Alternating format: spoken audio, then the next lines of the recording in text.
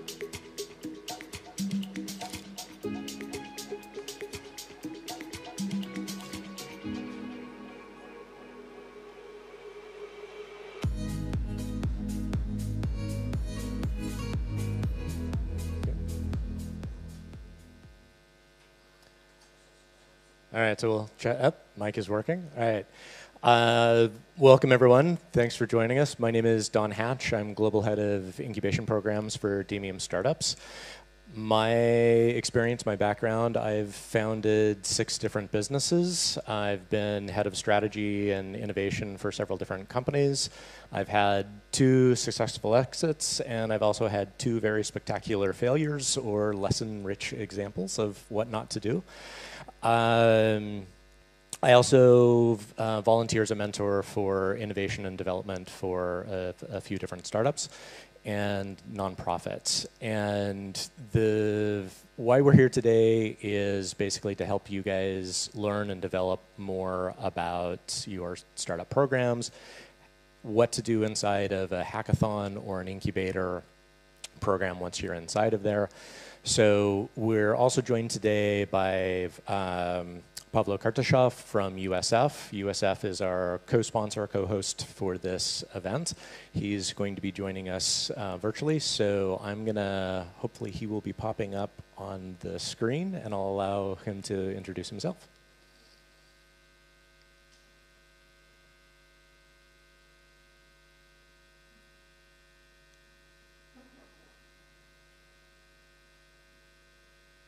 Hello? There we go. Okay. Welcome, Pavlo. Can you hear me? Yes, we can hear you. Okay, Don, thank you very much for intro. It gives me an immense pleasure to welcome everyone today today's event. I believe it's not last, it's only our begin, so a lot of similar events are on the way. And first of all, I would like to intro Ukrainian Startup Fund. So what is Ukrainian Startup Fund? It's a state-owned fund which provides pre-seed and seed stage grants for early-stage startups. As for now, we have good results. We have 2 years of our experience. We have more than 200 of grants disbursed, and total amount for today is more than $6 million of US dollars. We're trying to do our best and to develop a Ukrainian ecosystem. So along with grants, we have different programs like corporate innovations, like accelerations. And now I believe we will make special focus and we will introduce incubation programs, because we see that big, huge actually requests for such type of programs are now. So basically,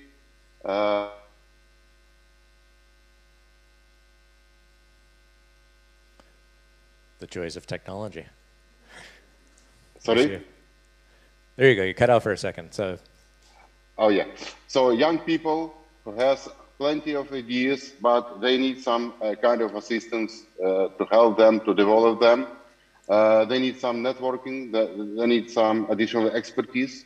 First of all, they need some advice how to get money, how to form the team, and how to implement the ideas into life. So I thank you, first of all, to all the organizers, all of our partners who make this event happen. And I believe you'll have very fruitful 2 days of networking, of some additional educational things, a lot of consulting and expertise. And afterwards, I'm looking forward to seeing the results. And I believe it's going to be something special. So good luck to everyone, and thank you. all right, thanks for joining, Pavlo. All right, so what is this ReBootcamp? Essentially, what we're doing is kind of a 2-day power MBA. We've got 2 panel discussions today. We've got 1 panel discussion tomorrow. And then we have a bunch of 30, 45-minute workshops. Those workshops are going to be focused more on why rather than how. Because what we see, not only in Demium's incubation programs, but in other hackathon events that we've taken part in, are different partners, whether it is Startup Wise Guys or Founder Institute. We see the same thing all the time, and that is that people enter into either a hackathon or into an incubation program, and they spend 50% of their time trying to figure out, what is it I'm supposed to be doing? What are these tools that they're giving me? They're asking me to fill out a lean canvas, and I don't know what that is. They're asking me to ideate, and I don't really know how to do that. They're asking for all these different frameworks, and a lot of people spend on a 2-day or 3-day hackathon half the time just trying to figure out what am I supposed to be doing, rather than focusing on developing the project, developing the idea. And so that was the goal of this, is I reached out to our ecosystem partners to say, hey, let's try to tackle that problem and see if we can help give some understanding behind why we should be doing these things and give you guys a leg up, whether you're entering into a hackathon or whether you're going to talk to investors. What do investors really want to see, and understand the why that's behind that. So also, over and over, unfortunately, we see far too many pitches, whether it's to the USF Grant Committee, whether it's to investors or in these hackathons, where the startups go one direction and they really focus on what are the features, what is the thing, what is this going to do, and they forget that the investor cares about a scalable business. They want something that they can make money on. And if you're not focused on that, if you're missing those aspects, or if you miss some very critical things, and this is something we see all the time, I saw it in a pitch yesterday, where they're showing their tam sam som. They're showing that they're a 40 million opportunity in 3 years. And then they showed their size of market.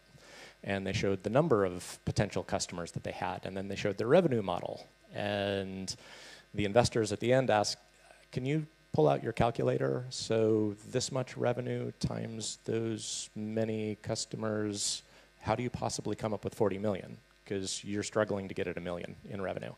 So some of these critical things that it really can make you perform much better, look much better in the eyes of not only the investors once you build to that stage, but also focus on those fundamentals when you're in an incubator or hackathon. Also, all of our early stage programs, Demium is an early stage incubation program primarily. We focus on pre-team, pre-idea incubation. So we have entrepreneurs that come in that are just excited about entrepreneurship. Many of them don't know what they want to work on. They don't have a team. And so Demium focuses to bring people together, build a team, build an idea that they can go in front of an investor, get investment, and then move on. We also work with very early stage accelerated projects. But in both cases, what we see is it's really hard to get a good CTO or a good tech profile involved in a very early stage project. So these projects all struggle. If they bring in somebody that has a tech profile, they're maybe not the right person to scale with that business once they start growing and they need to replace. So it's a little bit of a pain point. So another point of what we're trying to do with this event is we have the main track that all of you are in, and we're also doing a tech track that on the website, one of it is you're going to be following those. So some of those workshops are going to be more focused for technical profiles, hopefully CTO type profiles, and why they actually do want to get involved with early stage startups when it's not that interesting to sit around a room and talk about what could we do. Most tech profiles, they want to see the thing. They want to focus on what have you developed? How do we make this work? How do we solve the problem? Not what is the problem going to be?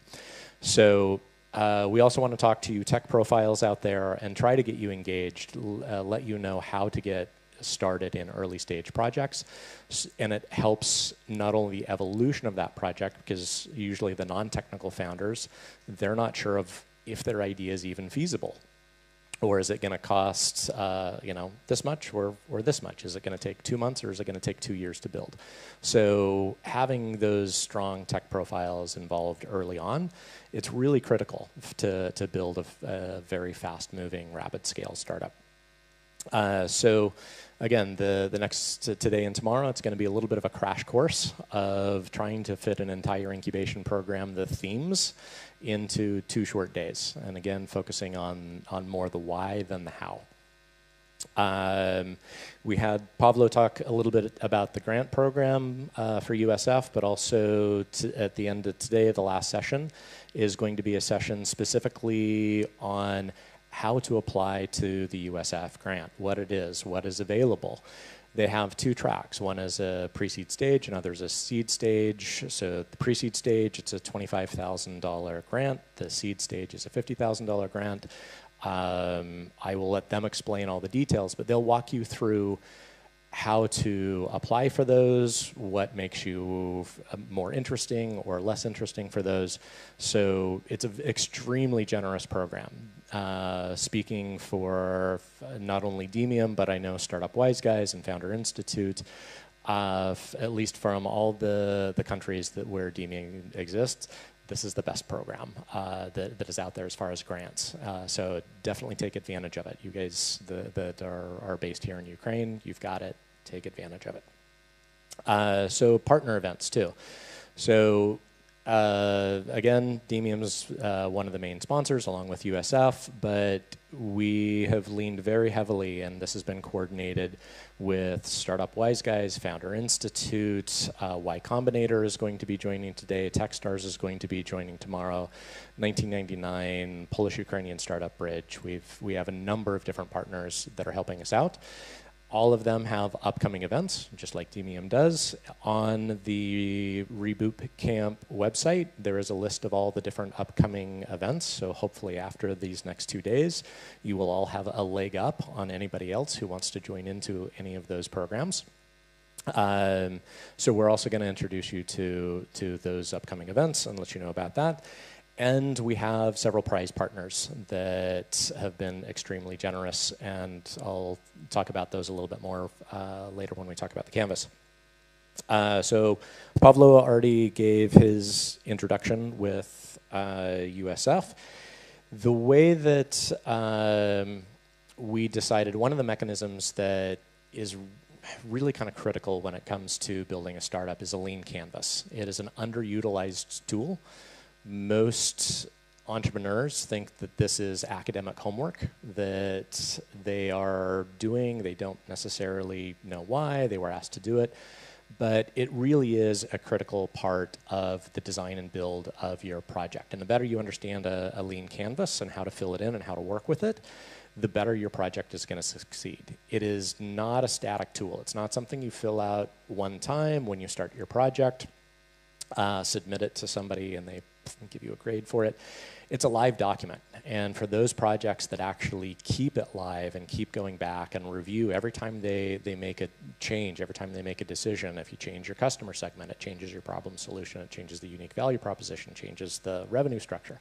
And if you keep tweaking that every time you make these changes, it helps you better understand your own project and helps you work with it. So this is the tool that we're leaning heavily on for these 2 days. We have a lean canvas workshop that we are doing this afternoon with Javi DeSantis, a good friend of mine, and also one of our program managers for Demium. So he's going to walk you through the lean canvas. And anyone who submits their canvas by 10 o'clock tomorrow morning, all of those canvases, there's a box that you can check if you're interested in joining an incubation or acceleration program. So all of our partners are going to receive those, and you'll be considered as a candidate for those, and they can contact you for that. Also, our prize partners are going to use those canvases. We have a pool of judges that are going to be sorting through all of them, coming up with finalists. Then we have a panel of top judges that are going to look through those finalists, and they're going to narrow that down. Our partners, Unit City, their generous help and support with not only allowing us to put on this event inside Unit City, but also they're going to be selecting 3 teams that are going to win 3 months worth of co-working with 3 months of access to the Unit City ecosystem, and also private tutoring by Unit City CEO Dominique. iHub, another partner, they're going to be offering 1 month worth of co-working and additional discounts beyond that. Home of Startups is generously going to be, for those canvases that are selected that go on into Demium, has our next intake event, we call it an all-startup, that is starting on the 11th, 12th, 13th, 14th.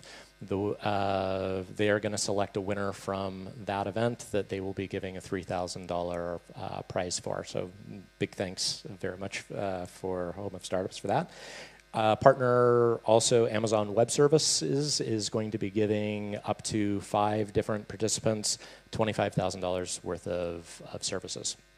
So we thank them very much for that.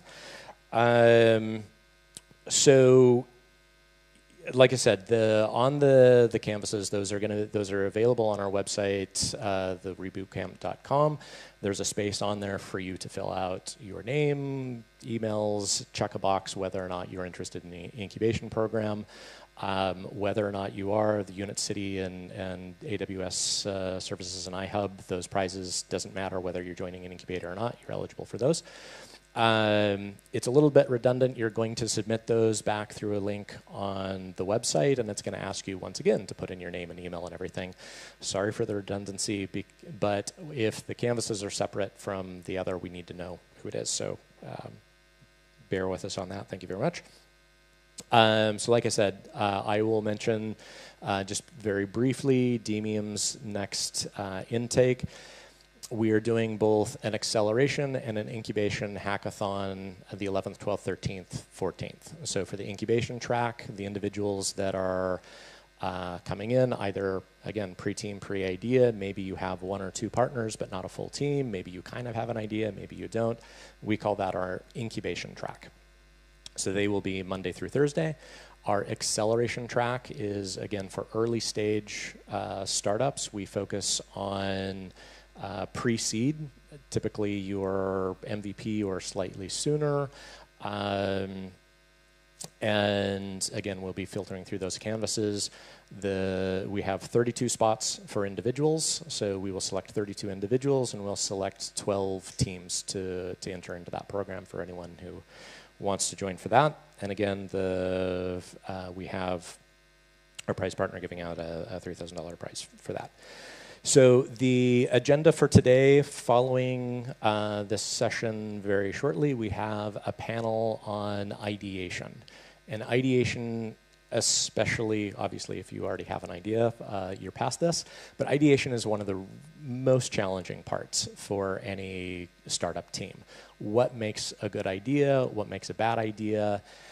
A lot of teams, and we see this over and over and over again, they chase the idea, they chase the feature, and they don't think about it holistically. If any of you were paying attention in the beginning, I said I'm the founder of 6 businesses, and I only consider one of them a startup.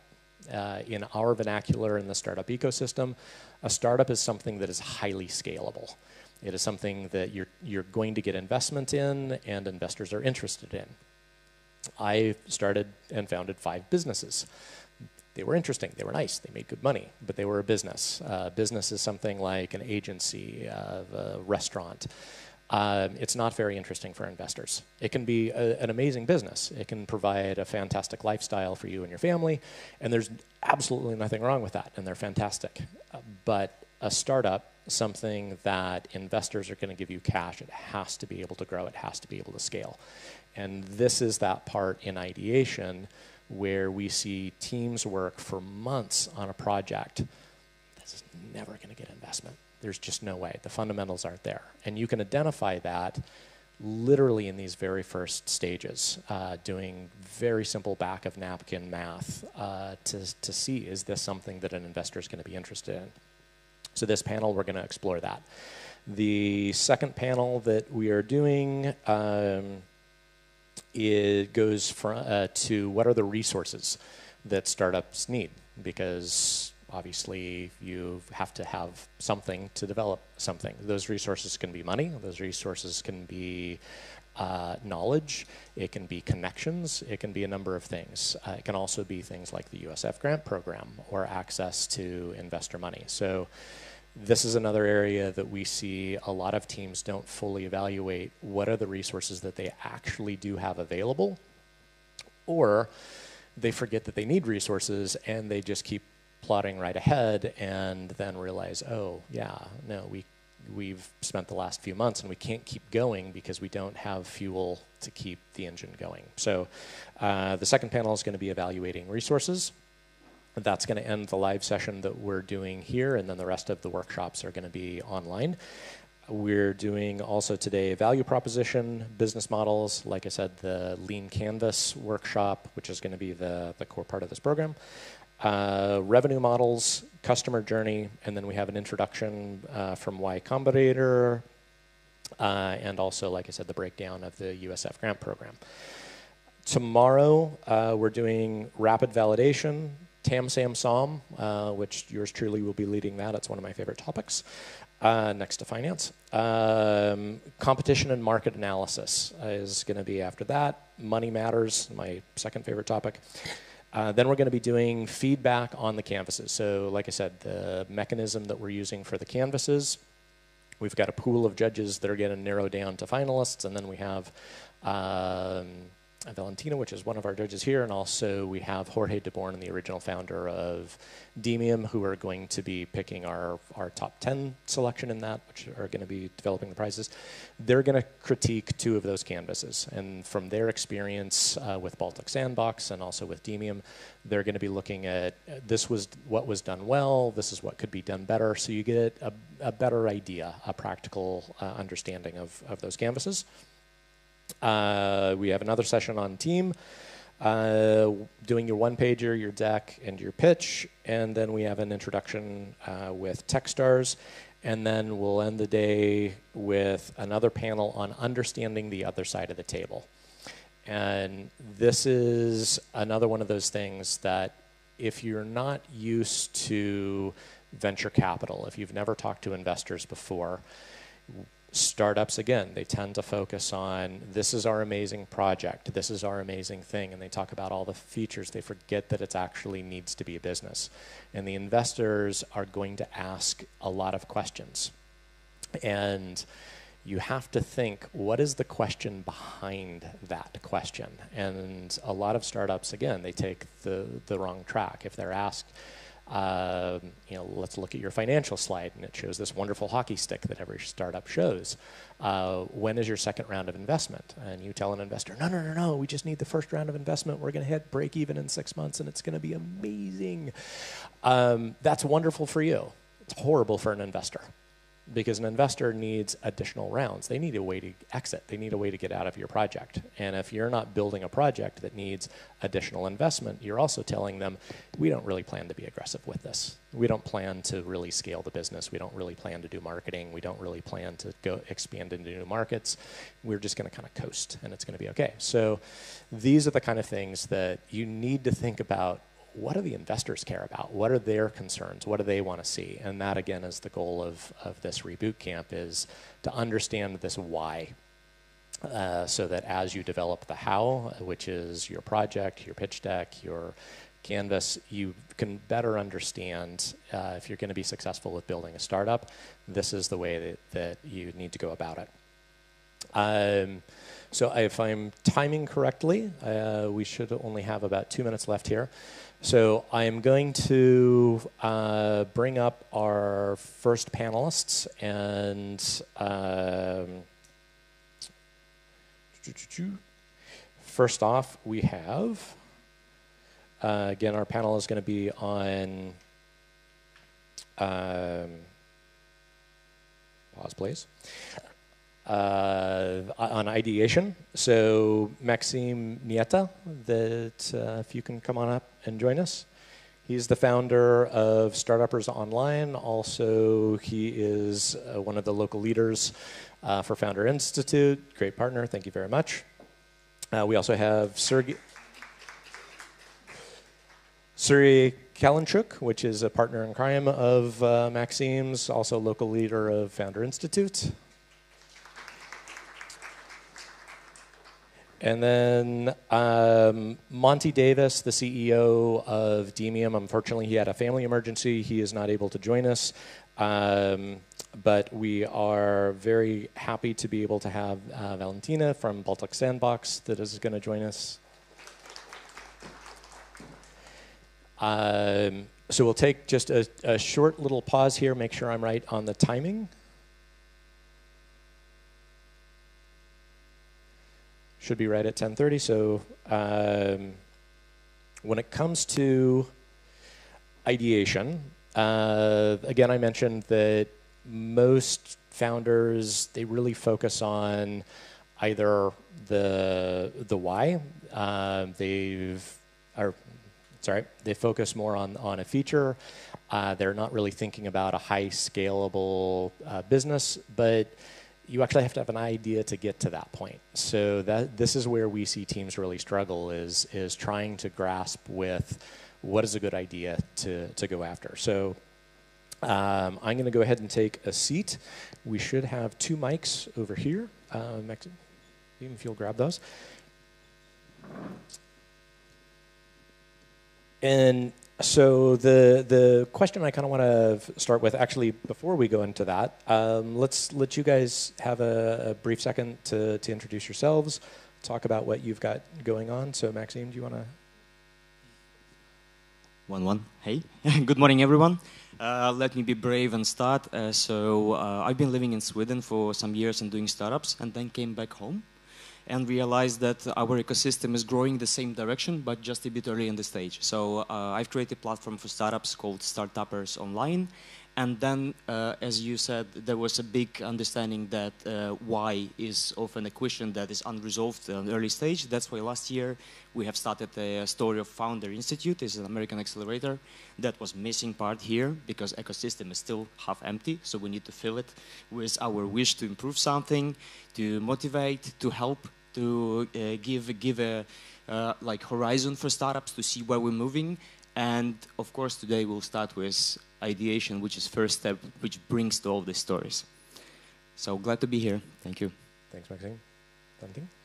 My name is Valerie Kuzmenko, and I'm working with the startups for last 5 years. And I have a company called Solstech. This is the management consulting company for IT outsourcing companies and product companies. And we have a lot of orders from startups also. And at the beginning of this year, I opened the representativeship of Baltic Sandbox in Ukraine because we want to help Ukrainian companies to enter European market when they are on the seed stage, when they have a product, and when they have traction on the mother market.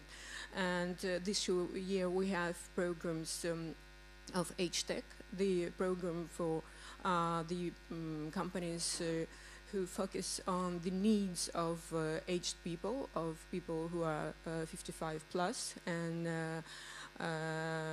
this week we have this program started, actually, and 2 companies from Ukraine, which is Mavi by Ron Friedman and Knopka by Ivana Sachi. They joined this program. I'm very happy that they joined the European family of companies who care about aged people, because we all will be aged. This is not a secret. And some earlier, some later, but this is a huge market of 40 million people who almost do not have products for themselves, but they have a lot of money because they have gathered money during all the time they worked, and they are energetic and have a good health mostly to spend the money, but there are almost no products for them. Therefore, we understand this is a huge market we need to tackle and we need to cover, and investors are interested in this market, so we're happy that we just organized and started this program this year. Also, the projects from Ukraine were gathered for the syndicate program, for the portfolio program of Baltic Sandbox, because Baltic Sandbox also forms syndicates each year and invests in seed stage companies because this is our focus, and the majority of funds and investors in Ukraine, they focus on late stages, and the stages starting from Series A+. And we focus on the early stage, very risky stage, but we know, and we have a lot of frameworks, so we know how to work with the stage. Therefore, if you friends or you are at this stage, you're welcome to send us your pictures, and we'll be happy to give you feedback and to work with you. And I'm happy to join this program because this week we were with the guys, juries, investors. Investor X Factor, and we understand that the startup founders, they focus mainly on the project, as you said, Don, and they do not focus about customers. They don't know the customers, they don't know competition, they don't make a thorough market analysis. And I invite you to join the discussion, or the panel that I'll be leading tomorrow. It concerns the marketing analysis and competition, and I will walk you through these questions and give you the first intro to this problems, because investors want to understand what problem you solve and for whom, and if you don't answer those questions, you have no chance to continue the conversation. I would like to thank you for your attention and give the mic to Go for it. Good morning, folks. My name is Sergey Kalinchuk. I'm one of the local leaders at the Founder Institute. And thank you very much, Don, and thank you, Demium, for inviting and giving this opportunity to speak about all the problems that this Ukrainian startup ecosystem definitely has. I've started my journey into this world in 2011 approximately with a private initiative. It was like a small private incubator where we were providing basically in-kind investments into founders with ideas. And we made a lot of mistakes at that time, so we had kind of closed that initiative. And we're starting now with the Founder Institute, which is the global leading pre-seed startup incubator program. It's not like, accelerator program. It's not like a traditionally investing accelerator. It's more of an educational program. Therefore, we always are very glad to partner with any market players because we never compete with anyone. We just try to grow the ecosystem and finally benefit from the projects that appear in this ecosystem. So we treat the idea really, really seriously, and probably Maxim, maybe like a third of our program is devoted to idea generation. And we never say that the idea should be big or small. Idea just has to be precise. It can be one sentence, it can be 2 sentences, but it should never be a story like of 5 pages because that's too much. And you have to focus. Still, you have to give yourself a different perspective, an ability to change your idea or pivot or react to the market requirements. And therefore, like, ideas basically have so many contradictions in themselves. Another example is like ideas are priceless, and at the same time ideas are worthless because like everyone can have it. So it's execution that matters and so on. So you see it always when you come to different people, and you just need to know how you do it, how you go and pick your idea and how you implement it. Thank you, sir. So actually, you touched on something, and before we move on from that, I would like to make a comment on that. Ideas are essentially worthless. It's the execution that really matters, and from time to time we'll have a project that we really want to talk to you, but you need to sign an NDA first. And it's ridiculous. Talk with everyone you can about your idea, because even if they work on the exact same thing, they're going to execute it differently. The execution is everything. Talk to as many people as you can. Get as much feedback as you can. Don't keep the idea too close to its chest. So, Valerie, I'll kind of to go on to your point. Most incubators and accelerators, they use principles of design thinking, and all of us refer to lean startup. But with design thinking in its truest form, you start with empathy. You start with a customer and what is their situation, what are their problems. And when you're starting out with most startups, you're starting with air. You don't have a customer. You don't have a thought yet. So, there's kind of this jump between that to then working with lean startup methodology, where you have leap of faith assumptions, where you kind of already have an idea. So what is the starting point? Where, when you're a startup and you don't have a known company with a known customer, where do you start? So we'll start down with Maxime. Thank you. I really love the pre-idea stage. That's my favorite because you could change your idea as you would change product in the future. So many times you want, and it's for free. It's the only time in the startup story when you can actually manipulate things, find new angles, test new hypotheses without actually spending much money, involving other people and investors and so on. So you could play around. But it looks like flat and easy, right? You have an idea, you think it's cool, but then you start working. Because basically, who's a startup person? What is the profile of the ideal founder who would definitely get money and boost the idea forward? It's a dreamer, first of all. If you don't have a mission, which is already high up and really cool even to hear it, then it's worthless. So you're a dreamer first, then you're entrepreneur, because you're creating new business flow, new business model. If you don't create anything new, you can find a job, get good salary, grow kids, and so on.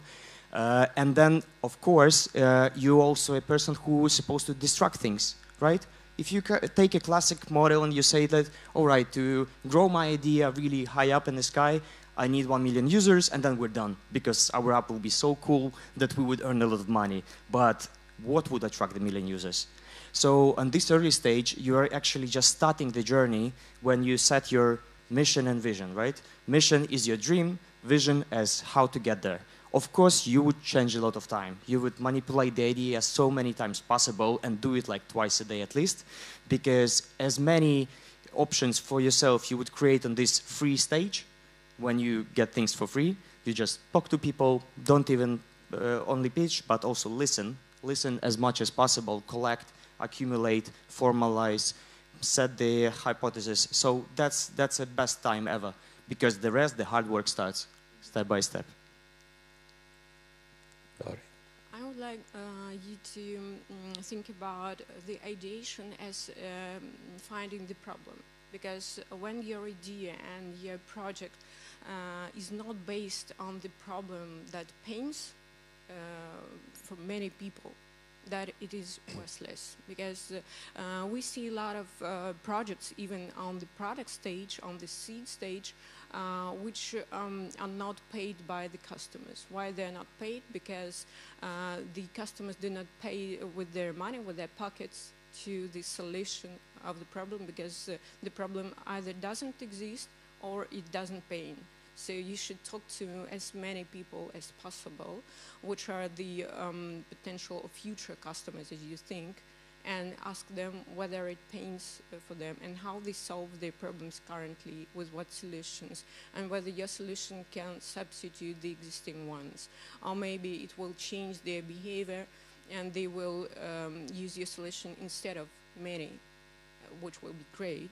But whether they are going to pay for it, and whether they're going to change the way they perceive and the way they use the products currently. So think about the problem and whether your solution will cover this problem or not. Well, I would support what Valeria had just said, because I'm slightly less romantic in our team than Maxim, and when coming to ideas, and I think that ideas does really have to go from your own experience, and you should never try to solve an idea that you don't know at all, and or the pains that you never had yourself personally, because basically you are the first customer of your own startup. If you are buying your own idea, then it can live. But don't be overassured or overpersuaded by your own expertise, and definitely go and speak to people. So I support here, like both speakers. And there are different aspects of testing your idea. You have to be very careful, because sometimes when you go and present your idea, like, oh, I'm doing this app, how do you think, is it cool? And everybody would just save your feelings and say, like, yeah, that's very cool. So then again, it comes to what Valeria just mentioned about money. So would you pay for it is probably the next question that you would like to ask, because and maybe even a specific amount, because then people say, oh, yeah, but yeah, I solve it differently right now. Or like the book, The Mom Test suggests, do never start with ideas, start with asking people, like, what problem do they have, or do they have this problem that you're trying to solve? And do not switch into pitch mode, just listen, just try to get feedback and try to understand the actual pain. Although there are still startups which are called vitamins, not painkillers. They can survive as well, but it's a slightly different approach, and it's always better when you already have a customer there. So you implement not your own idea, but somebody's idea, and they're already paying for you. Otherwise, it's very, very difficult to go into the market. Yeah. So, sorry, you mentioned be your own customer, but Valerie, you had mentioned that obviously the aging segment is a huge opportunity, which identifying an opportunity that's in the market is always a good place to start. Where, you know, this is a known thing, this is a growing trend. Where can we find in there? So, you know, if you're trying to create a solution for somebody who is, you know, twice your age, it's hard to be your own customer. So how do you go about that exploration of the idea and finding the pain? Please. When you think about aged people of 55 plus, you probably wouldn't understand or wouldn't share, wouldn't have the same pains as they.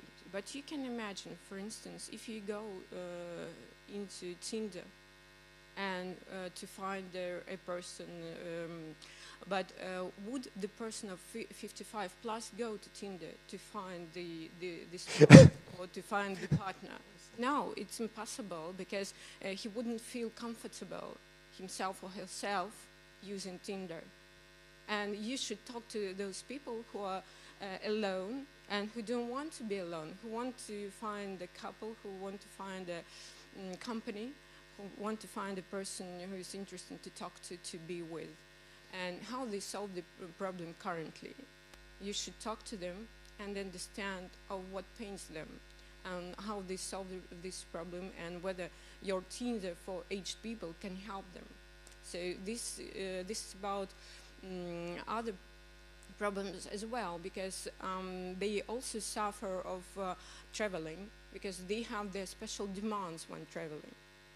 And you don't have those problems currently, but unless you talk to them and understand what problems they face when traveling city to city, and how they solve and what they suffer, what problems they suffer. And what else I can say, that people who are thinking about the idea, they don't understand the whole process of delivering this idea, this product to the end customers. They don't understand that their main customer can be the partner, can be the distributor, can be maybe some medical institutions or some B2B partners who can spread their products and etc. So you should also think not only about the idea itself and the solution itself, but how you will deliver this solution to the end customers. What will be this value-adding chain, and all the customer, the journey of the product, which will be delivered to the end customer. This is the second point that I should talk to, and this is one for me, that the majority of startup founders do not understand of how their project will appear in home or in the phone of the end customer. This is very important. The whole customer experience aspect. Yeah. Of things. If I may be here, from a personal experience advising to a startup which is also in the aging area, and they basically provide care for elderly people who want to age at home.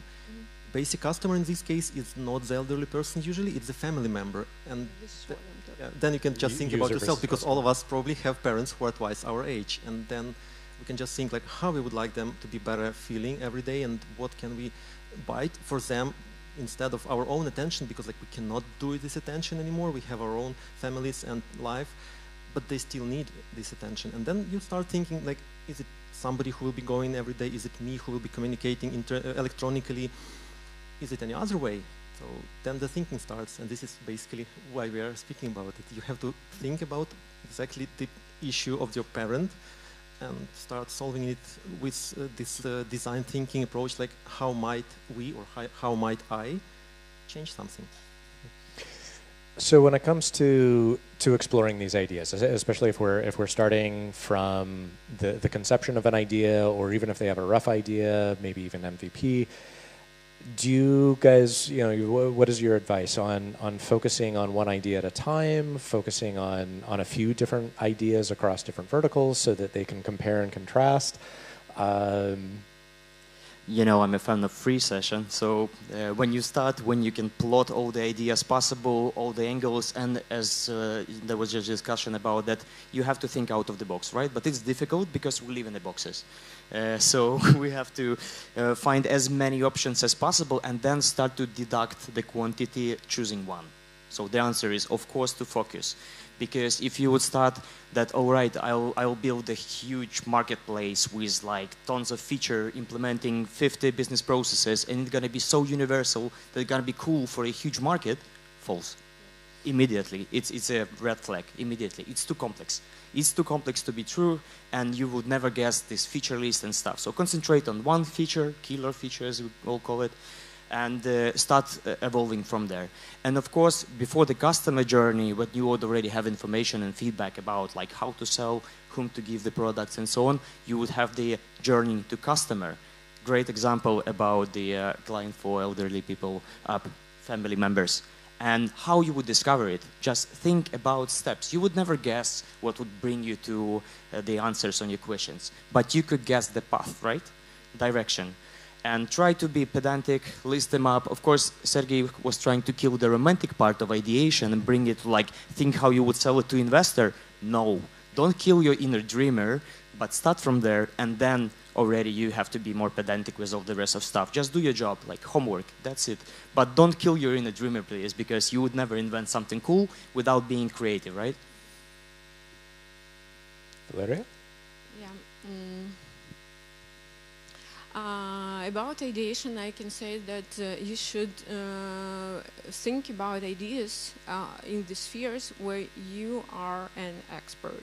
If you are an expert, if you are not, so it will be very hard for you to invent something new, invent something very demanded, and to understand the pain and how to solve it. Because maybe you don't understand what solutions exist and what problems they solve currently, because you didn't talk to experts. You don't know the market itself.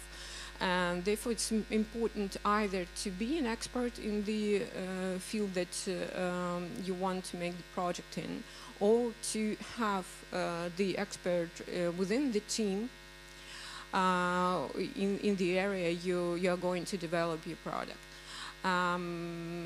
Also, what I like the question of Sergey, as he put it, what if? And you can start this question and imagine how you change the world, or how you change the problem, and how you change the approach to solving the problem which already exists by this question. And asking yourself this problem, you can address it to potential customers, and what they would think and how they would answer your question. What if this solution could solve this problem, and listen to what they will say. And about the ideation, I would turn it again to making the deep interviews, to interview the potential customers, to interview those who influence the end consumers, and to those who provide services, maybe to those end consumers, to industry experts. And you will know a lot about the problem itself, about existing solutions, about the existing customers. You can also talk to startup founders from different markets who are ahead of you and who had on the starting point like 3 or 4 years ago. It would help you because they have passed your way, and you can make it shorter, easier, and you will understand your problems, and you receive a lot of answers to the question that you face now. This is a small life hack for you. If I may bring romance or startup romance back to the stage, and slightly ease what Valeria just said about being an expert. There is one audiobook which starts statistics on, sorry, it's just a general book, but definitely I heard it in an audio format. This book studies statistics on startups, and it says that when you are trying to revolutionize an industry, it's better to be not an expert in this industry, because then you will just bring a fresh view on the whole industry. And that was basically the companies that changed the whole industry. They were started by non-experts in the industry by getting this expertise as employees. But when you're improving or enhancing an existing model and you would want to beat the existing competitors, especially if it's like another startup fighting in the same area, you definitely have to be an expert. Otherwise, it will be just very difficult for you to pass this initial learning curve. So I kind of actually want to build on that a little bit. So if, you know, ideally, I recommend as well that when you're starting out with the ideation, create a frame.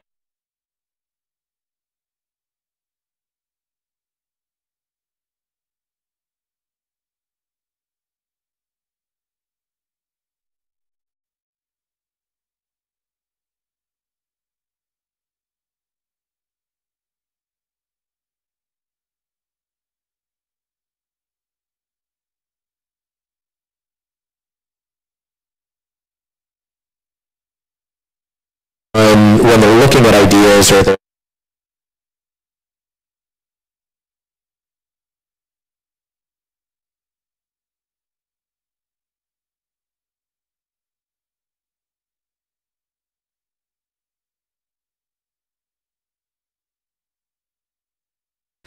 Well,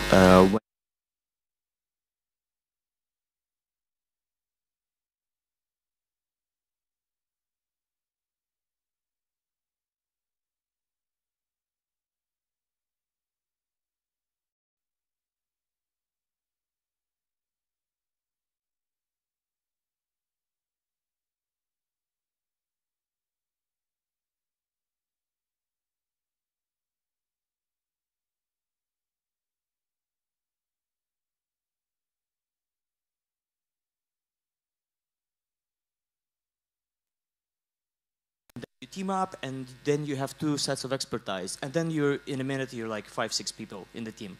So I think it's evolutionary process which will happen anyway if you're, you know, inspired by your own idea. But I would like to add something what Valeria just said, that it's interesting, of course, to talk to competitors that already are in different markets, but I would concentrate even on another side. I would find those on local market who failed.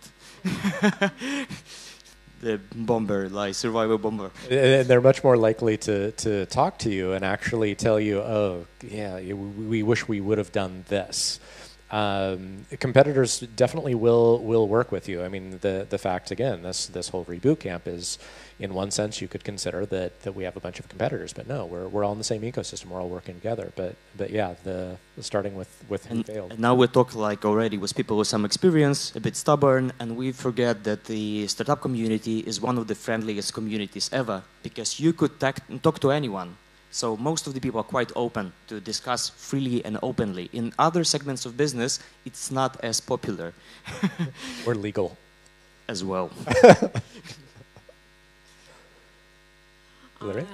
If we're talking about with whom you can just talk about your idea, it's also worth talking to investors if you have access to, because if you find the investor who's focusing on your area, on your sphere, the investor knows a lot about what projects can be more investable and what projects are not investable at all. And you can find out what are the red flags for you not to reach, not to tackle, and what are the green flags that will allow you to go further on the investment path. So it's worth also to talk about your idea with investors, industrial investors, and those who understand. For instance, we made such intra-meetings for startups who deal with diabetes, and investors who invest in projects which are trying to solve the problems of people with diabetes. This is very important because those investors, they saw hundreds and hundreds of startups of this type. So this is one more life hack for you to follow. But as far as teams evaluating, are we the right team for this? I mean, you mentioned tender for elderly, tender for startup ideas. Is this, you know, is this the right match between this team and this idea? What do you recommend there? Talking about the team, yes, I can second the expert's opinion that the team you will gather according to the roles required for the project. So when you have the mission, the vision, and you identify the strategic vectors you will follow, then you should think about resources, including the team, the roles that you require for the project. So you write the expertise you require, you write the responsibilities that you require, and you understand what people are missing in your team. Because those projects which consist only of technical people, designers, etc., but missing with marketing people, with sales people, they are not, they're very risky not to survive because they don't know much about business, of how to promote the idea, how to monetize the idea. And there are a lot of projects where the team is not able to monetize the project, unfortunately.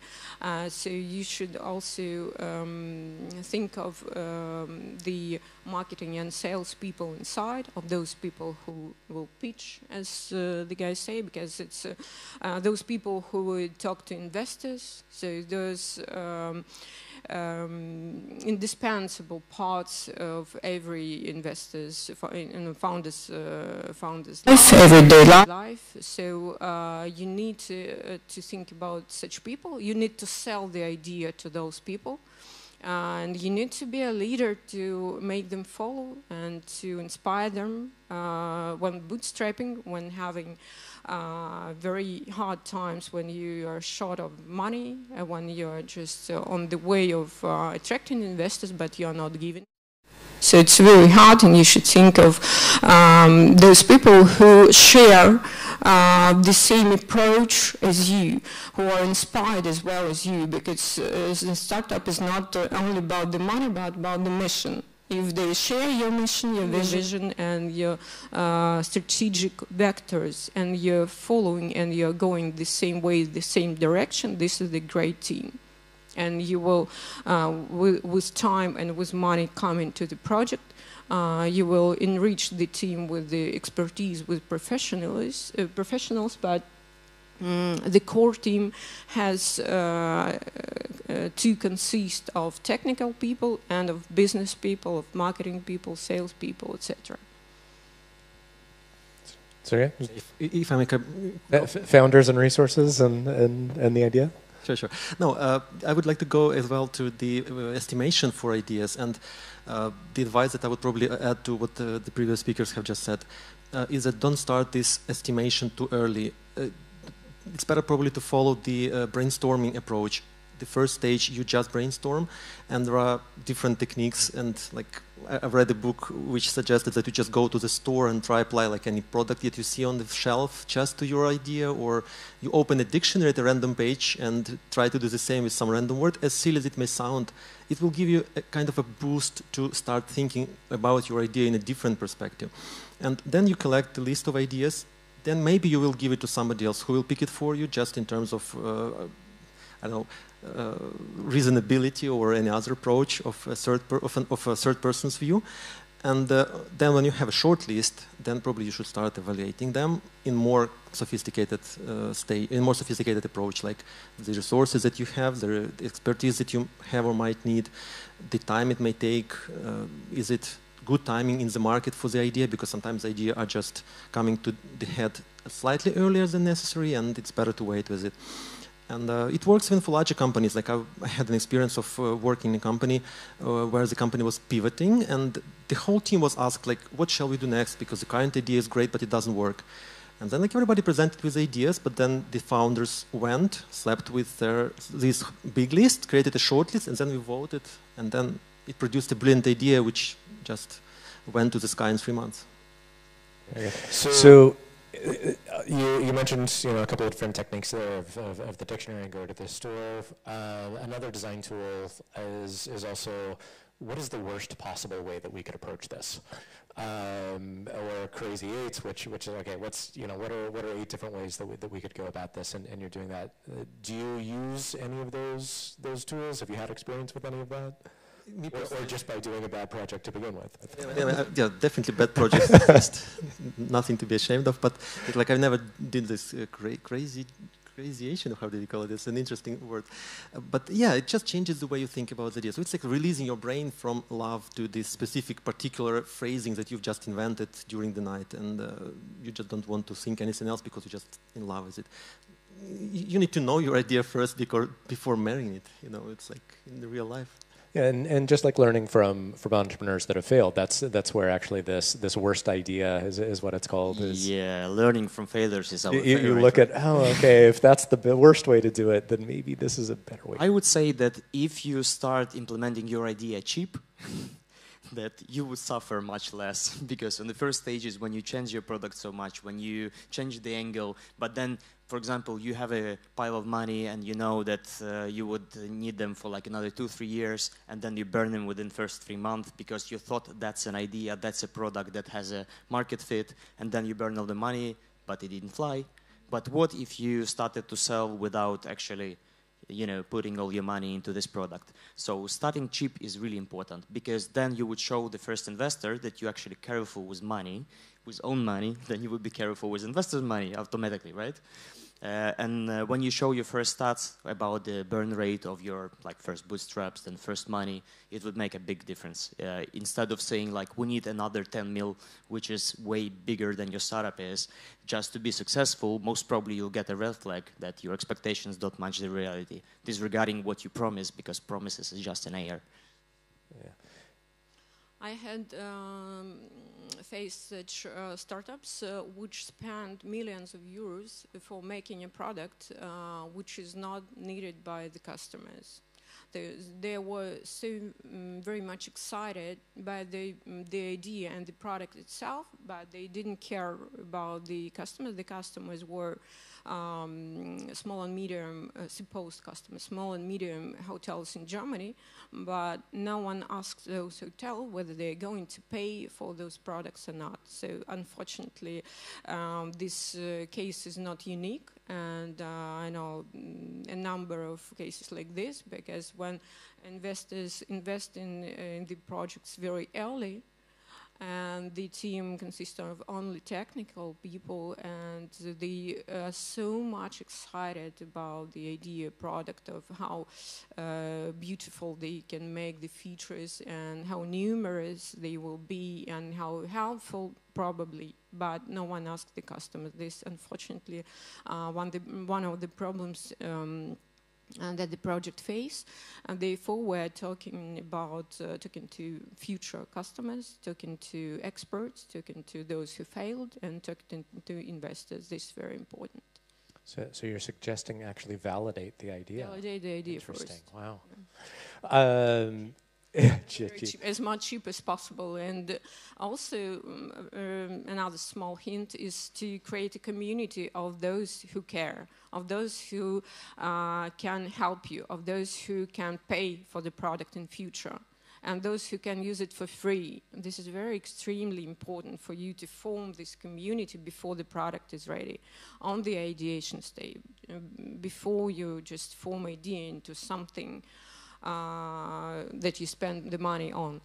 And the more the community you formed, the better you will enter the market. This is another rule of nowadays, and this is the thing that helps people to have the first newly adopters, and to have this curve of customers from early adopters to the majority, etc. And if you do not form the community of those who know the project, those who care about the project, who can in future pay for those projects, it will be quite complicated for you to enter the market.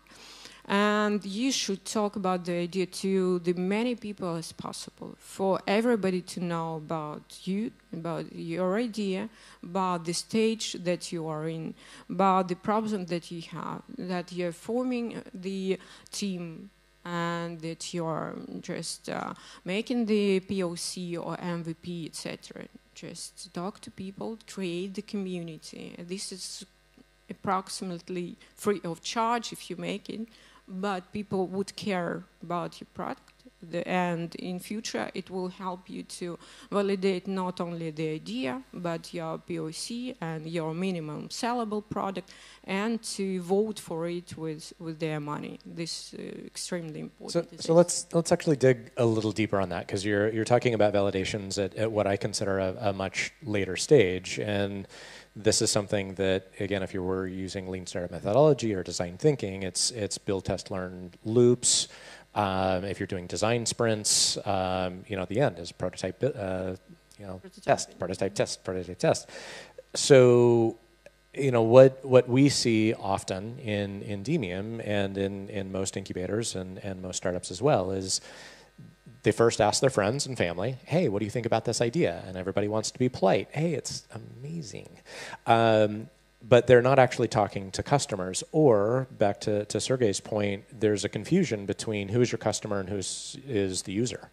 Are they talking to the user and the user loves it, but, oh, right, this is not who's going to pay for it, and they need to identify the customer. So, what we teach and what we promote is that even at that when it's just on paper, you haven't developed anything, that's where you need to start that ideation or that validation, and actually doing that constantly, weekly, doing checks. So, what is the best way when it is just that on paper idea to get some of those real validations that aren't friends or family? What do you, Sergey?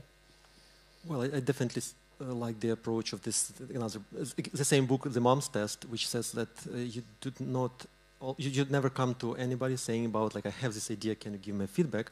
But instead you just keep asking about the conditions, the problems that person might have, or even just chatting about your own problem and trying to get the perspective of another person. Just one of the examples of an idea that the author of the book basically didn't pursue because of correct validation at the earlier stage. He went to an investor and he said, like, you probably have a big number of incoming emails, and this number of emails should probably be related to like thousands of projects every month. So that probably requires some tools that I can give to you, and you'll be perfectly managing. And he's like, yeah, that's really great. Like, we have a lot of incoming emails. But then the author said, like, oh, I see some stickers on your board here. What are they for? And he said, oh, that's basically the project that we are considering. And he said, yeah, but it's on like 30 stickers, not more. And he said, yeah, because all the emails are filtered by our associates first, and then we have a separate committee which is just throws off more projects, and then like we get only probably 5 projects per month to this board, and only with them we continue speaking and we monitor them and we make sure that they pursue their ideas, that they develop steadily, and if they don't, we just throw them into the trash bin. If not, then maybe we will invest in them. And he said, like, oh, that sounds like a really good approach, so you don't need my system anymore. He said, well, yeah, you're right, we don't need it. So even the investor didn't understand that they basically had the system to work with it, and there is no reason to change it. And it can come very occasionally, so you have to be just, proactive and speak to as many people as possible, just exactly what Valeria just said. Yeah, I would like to just a few sentences about the clusters, about the communities. So speaking about the project that I said before, just monitoring and of the status of diabetes, people with diabetes, and making predictions for them. So as a startup founder, the founder we work with, he talk to those people who are ill and who suffer from diabetes, and he talks to the doctors who trying to help those people with diabetes, and they talk to people who who take care of those who are ill diabetes. So just on this example, I want to show you how to identify the circle of people who influence the end consumer and who care of end consumers, and where you can find them. So pay attention to clusters, to societies, to circle of people who deal with the problem. And this will help you to validate your ideas and to find the one that really pains those people. This is very important. Just to continue your thought, I saw a lot of examples when actually getting community manager or community leader into the startup on idea stage was really valuable, especially when you're doing something that is like mass used, when you have a big market, when you have to address your message to many people. As a CEO or CXO or CTO, you would never have time to actually keep this permanent communication. It would eat up your time that you would cut from other strategic or important things, searching for money, pitching, and so on. But having a team member who would be maybe not as experienced as the main founding team is, but would really, care about the mission, that would give a big boost of improving this communication and having this feedback on the early stage. That's really good. But sometimes also, in terms of validation of idea, I use a simple tool. What if I not get money? So, I mean, turning the idea of your startup into bootstrap, just that, okay, we didn't get money. First of all, why? But this we could only guess or get few feedbacks, but most important is we are all growth hackers, right? Not only dreamers and entrepreneurs, we're growth hackers, because if startup is not growing, then it's not a startup. So, of course, methods and stuff could be different, but you plan that you would go to the next stage if you get this X amount of investment in a year, and your burn rate basically shows it, right? Sounds cool. What if you don't get it? What if you get it in 2 years, but twice bigger? So how do you check it? Well, plan that it will survive, first of all, not only on your salary from the main job, because then it's also not a good thing, but on the initial budget that you planned. How would you grow it to generate at least some income to make it alive, like maybe not growing as quick as you planned, but at least alive and implementing further ideas? Sure. So you mentioned impact there, and so I want to make very clear that there's a distinction here. Mostly what we're talking about for the rest of today and tomorrow is more for investable startups. I'm a big believer in ESG. I'm a big believer in triple bottom line and impact-based companies. And there are many impact investors out there that are more than willing to put very large amounts of money for projects that will never ever make money, because of the impact that it creates. They're more interested in the impact. So most of what we're going to be focusing on and the topics and the themes are out of the ESG realm. They're out of the impact realm. They're focused on mainly, okay, an investor wants a return. And so that quick math is, if we're talking about a VC fund in just very general terms, you have a number of people that come together, or institutions put money into a pool. They're going to invest into 10 startups. They know that 7 of those startups are going to fail outright. And they believe that 2 of those startups, they're not going to succeed, but they're not going to fail either, so they're a break even. So one startup out of those 10 that they invest in has to be the one that returns the money to the entire fund. So when you're talking about a 20x return for a business, that seems like, wow, that's crazy. Would they be happy with just like doubling their money? And it's like, well, that is doubling their money, because they lost money on 10 others and you had to be the double. So from that aspect, you're talking about failing and making sure it. One of the things that I've really pushed is in the ideation stage, what I see most startups do is we start talking about the idea, we start talking about the customer, basic cost structure, what they think they can get, and so we start talking about the word forecasting. And in their head, they're seeing a 15-page Excel spreadsheet that goes on for pages and pages, and I'm talking about like 10 lines. So where do you guys see adding that in? Because I think it needs to be done at a very early stage and frequently, and the farther you go, the deeper that has to be. Of course, the first slide that you ever create on this topic is a lie. It's such a big lie that it has nothing with reality, because you just Google the market sizes, try to get on the figures, every investor understands it. So when you just open it up, okay, that's the first slide. Let's see how it changes. So when you come for the next time with another slide, when it's already closer to reality, you already try to touch your customer at least, like gently by email or whatever, it starts to be more and more real. So it's just about, for investors to see how realistic you are concerning your startup. So start adding this slide early, but do your homework. I mean, it's so devastating when you try to reach really a huge investor in this area. Then you come with this slide. He opens up a slide and then sees like, okay, that's number 10 with these numbers today, because they work in the niche and they've seen those numbers. I mean, you have to try to be more realistic initially, even if you guess, but put a star. Like. But you're talking about already at pitch. So when a project is they're still debating 2-3 different ideas, when do you suggest or recommend they start considering, looking, okay, this is basic unit economics. This is more or less what it might cost. This is more or less what we might earn. When should they include that?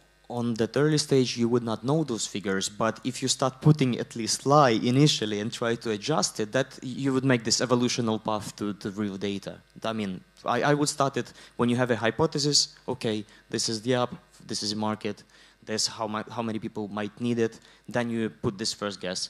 After your first 100 interviews with potential customers, you could say like, okay, 90 out of them didn't want the app.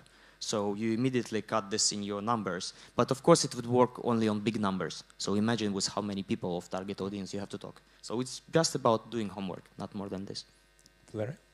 I would like to add about the homework that you need to validate the pain and solution first. So not the unit economy that is important and figures at the stage of idea, but the problem. Does it really hurt some amount of customers? If it doesn't, the unit economy doesn't mean anything in this case. Only the problem and solution. And when it fits, when it works, when it pains, the rest will happen. You will find the proper team. The proper team will believe and will follow the mission, because it will be heartfelt by them. They would understand that this solution will help many people and they will follow you. But if you're making the product because you have a good expertise in technology and you want to deliver technology, it's more about R&D. It's not about solving some people's pains. So this is what is extremely important for me when I'm validating the ideas.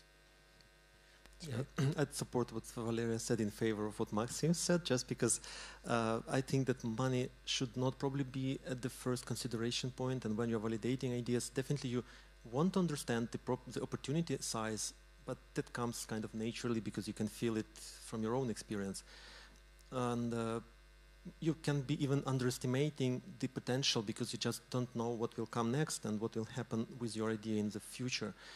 Another example that I had is this pivoting company. They started as an insurance company and they were feeling that, well, insurance is a pretty large market, especially in a B2B segment, like nobody is insuring right now this that we're going to insure. So it was not even possible to estimate the market size. Like technically it was like huge trillions of dollars, but then they came to understanding that basically nobody wants to insure it because it's totally fine for everyone to accept its risk internally.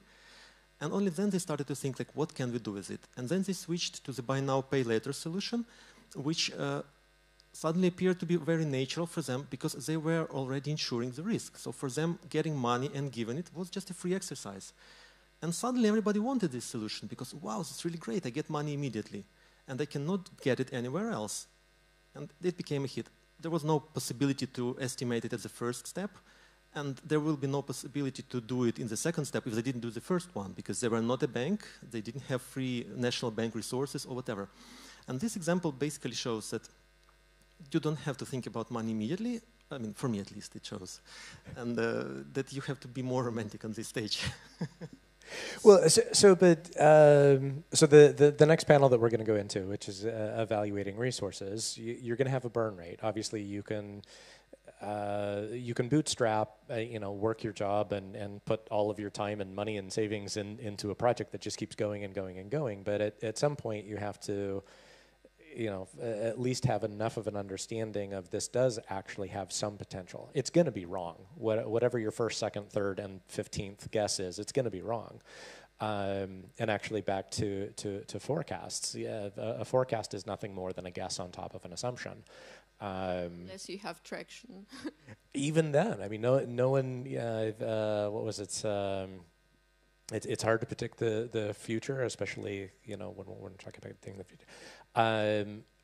But when it comes to investors, they almost don't care about what the line item says.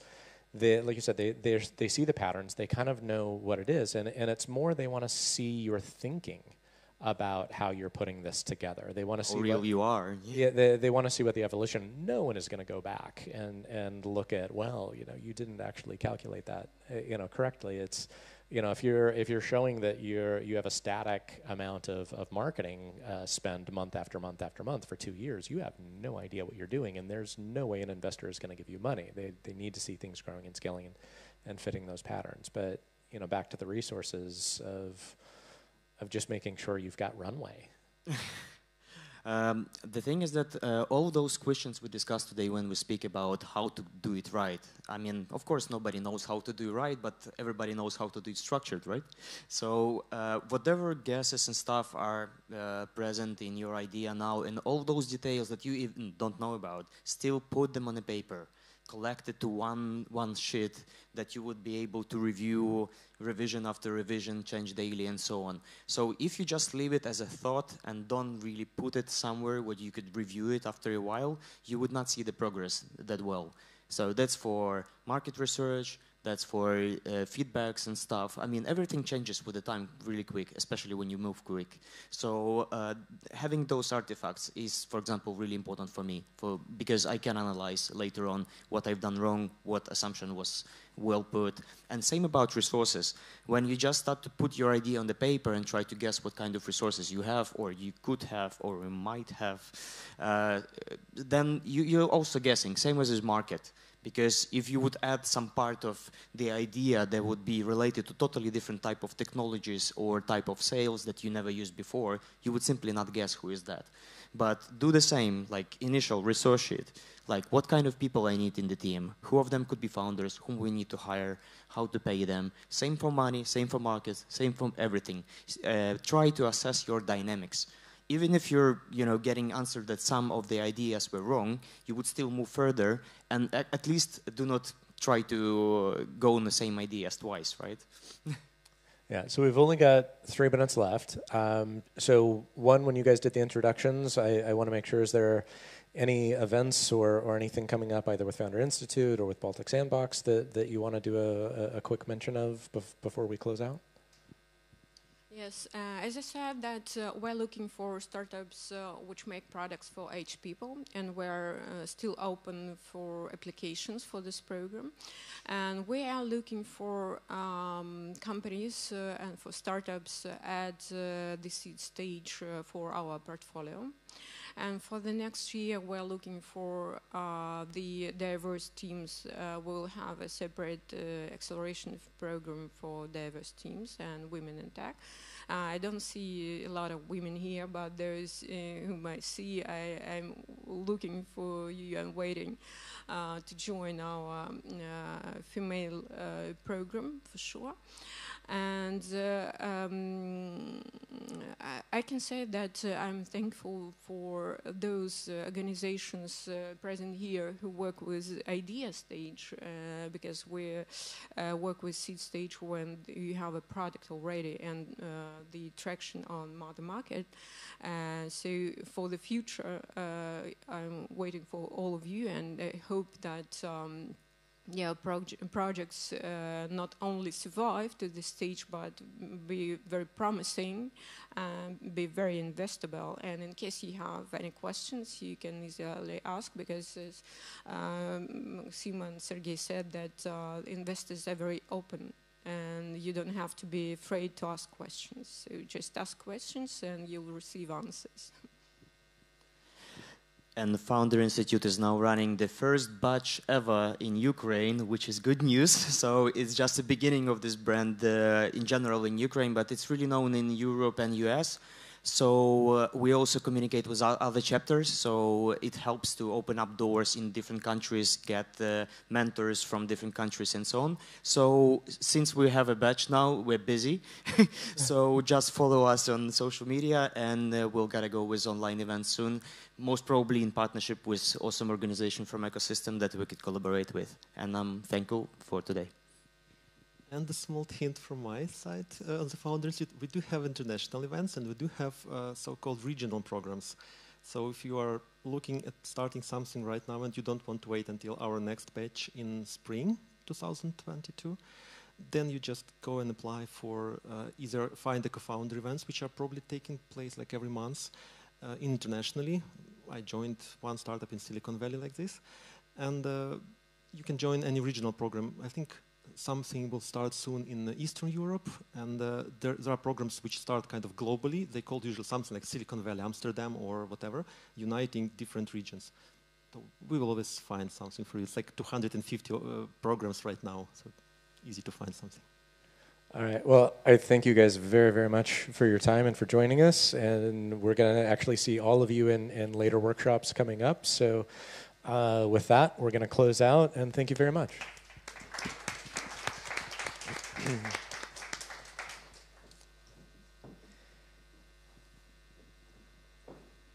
And while they're exiting the stage,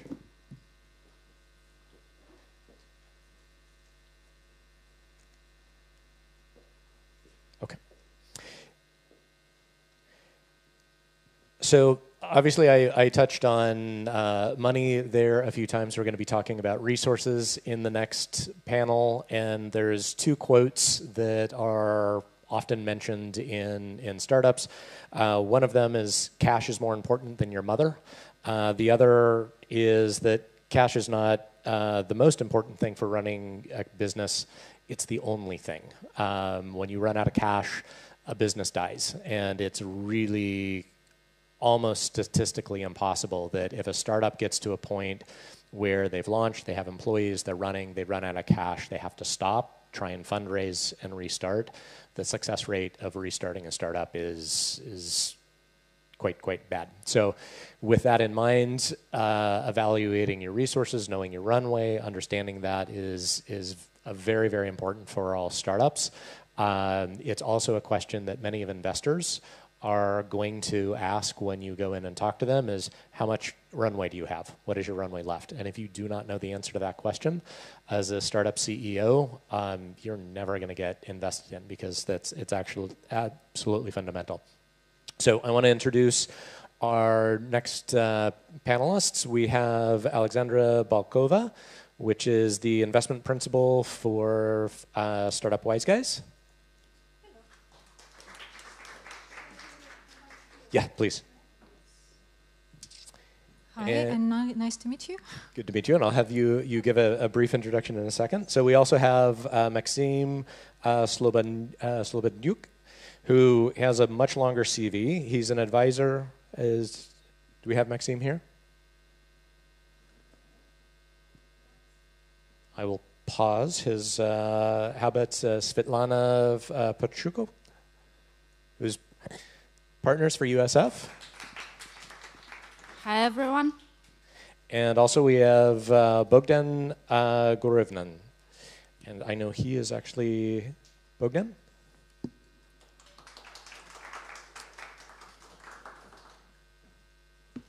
So if you guys just take a second and introduce yourselves, please. Hi, everyone, and good to meet you in person as well. Yeah, fantastic. I think first time. Yeah. I think so. And hi, everyone, as well. My name is Alexandra. I'm a part of Startup Wise Guys. I am with Wise Guys for 3.5 something years, and working with startups in general for 6 years, since 2015. I think it's also an interesting journey. Ask me after, how did I get here? I'm working, I was, for the past 3 years, I was mainly running batches, which means that I personally kind of took part in the acceleration programs with 60 startups from, I think, 20 countries, something. And now I'm recently, half a year ago, became a portfolio manager for Startup Wise Guys and Investment Principal. So was watching startups going through failures, going through successes, going through troubles as well, and I hope I can share with you some good thoughts on this. Well, thank you for joining us. Svetlana? Hi everyone, I'm Svetlana. I'm head of partnerships in Ukrainian Startup Fund, the state-owned fund founded in Ukraine in 2019. I've been with the fund for 2 years already. So it's interesting to look at startups, to communicate with startups, and I hope this panel would be interesting for you. Thank you. Bogdan? Thank you. Pleasure to meet everyone in person as well. My name is Bogdan. I work for Genesis. I'm head of growth there. In very simple terms, I'm responsible for our R&D platform, which currently consists of 30 products. I'm still thinking because they're evolving probably every week as of now. So also happy to join the discussion and looking forward to it. Thank you very much. All right, so obviously, when we talk about resources, the first thing that comes to mind is cash, money, because we need to buy things and pay employees. But there's many other resources as well. So actually, Alexandra, I'll start with you. So what are the resources that founders need to be thinking about, not only current resources, but future? Thank you for the question as well. And I was listening to the previous panel, and I think that the previous panelists were actually talking a lot about the research, for example, that and a lot about the human resources and about working with customers, etc. So, from my perspective, the previous whole panel is a lot goes in parallel with what we have now. Absolutely. So, in general, they're actually probably the obvious ones are human resources, right? So people that startups can have around, can lead, can inspire, can have help from. We also probably forget about sometimes educational, which is, I think, a lot correlated with the previous panel. So how do you do the research? How do you deal with the idea that you have in mind? Which means that you actually need a laptop and probably internet to do at least the basic steps of the initial idea validation, right? So, and you definitely don't need investors' money for that. And, well, you need to buy a laptop, or maybe you can borrow a laptop from somebody else, right? But if you're here, you probably have one. And then there's so there's several. So, okay, financial, human, educational. I would also say that actually emotional part is something that we should consider because startup journey is extremely hard, and we kind of all know that, but we are also we know that, and we also kind of maybe ready for that. But when the bumps are coming, when the stress is coming, you actually need to prepare before the stress. And you need to be ready that when the stress will come, then you won't have emotional readiness to deal with it. And you actually need to have that support of the family or friends or other founders, actually, that can help you deal with the difficulties. Yes, and then obviously financial resources as well. That's from my part. I would also put creativity in one type of the resources, so an emotional or educational. But yeah, and also I know that we have an hour. 4 hours, 4 minutes. But one of the key things that I want you to think about is that when you have these resources, you need to. So why you need to have different types, right? Because when you run out of one, you have other stable things that you can count on, so that if you run out of cash, you have actually human education or expertise or like support part that will help you survive while you run out of cash, right? Or when you run out of employees, which probably is also trouble, then you still have emotional strength to find the new ones, and you have maybe financials or something else. So basically support yourself with different types, and it's not only cash that you need to build a business. Yeah, or finding the first employees to begin with, because as a startup you're probably not going to pay very well, and you need to bring in people that are very interesting and passionate, and those usually come from your network. So yeah. Svetlana? So when I was thinking about this question, we in USF know that sometimes there is a lack of awareness among entrepreneurs and startups what programs exist in Ukraine, like where you don't need to pay for it. And really, on the one hand, it's because it was a lack of such programs from government. But now it's appearing. For instance, Ukrainian Startup Fund and many, many other activities. Like we have business from Ministry of Digital Transformation, when you can find really useful tools which you can utilize. You need to pay. You don't need to pay for it. It's for free.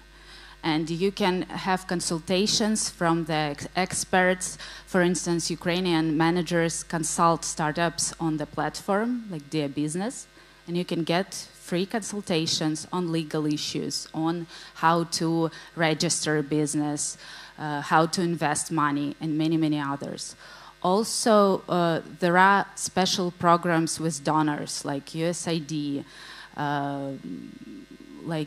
programs with the European Union, such as Eureka, Global Stars.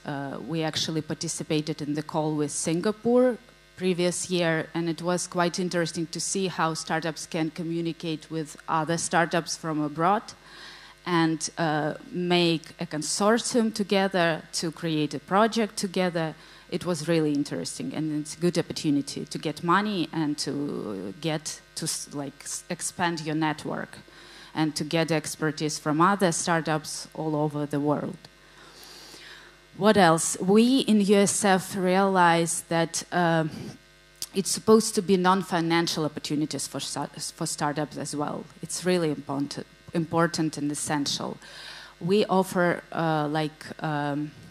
grants on acceleration programs, and it's non-equity grants. So you can apply, you can receive grant on acceleration and get training from the best accelerators, such as Startup Wise Guys. Alexandra is our partner in that. From USMAC and many, many others. Also, we launched voucher programs recently, and now startups can cover their accommodation and transportation fees to participate in the biggest IT conferences in the world, such as Web Summit or Lviv IT Arena or Consumer Electronics Show in Las Vegas. So the opportunities are there, and please utilize them, try to find out more about them, and most of them are just free of charge. Yeah, and I actually want to build on that, because like I mentioned in the opening, USF is actually, it's an amazing program that Demium has offices in Portugal and in Spain and Greece and Poland, and none of those other ecosystems have something similar. Another one of our partners for this event is the Polish-Ukrainian Startup Bridge, which to me it's the craziest thing. And I've even when I told the CEO of Demium about it, he was like, "Wait, what? The Polish government is giving money, resources, and mentoring to Ukrainian startups for free." Huh. So we have offices in Poland, but the Polish government isn't giving those resources to the Polish teams. So, why is the Polish government giving it to the Ukrainian? So those free resources, they're definitely something that it goes well beyond money, like this, like you said, the mentorship and the other things as well. So definitely worth mentioning. Bogdan. First of all, I'm glad that we all agree that cash is important. That's great. Putting cash aside for a minute, I want to build up on what Alexandra said.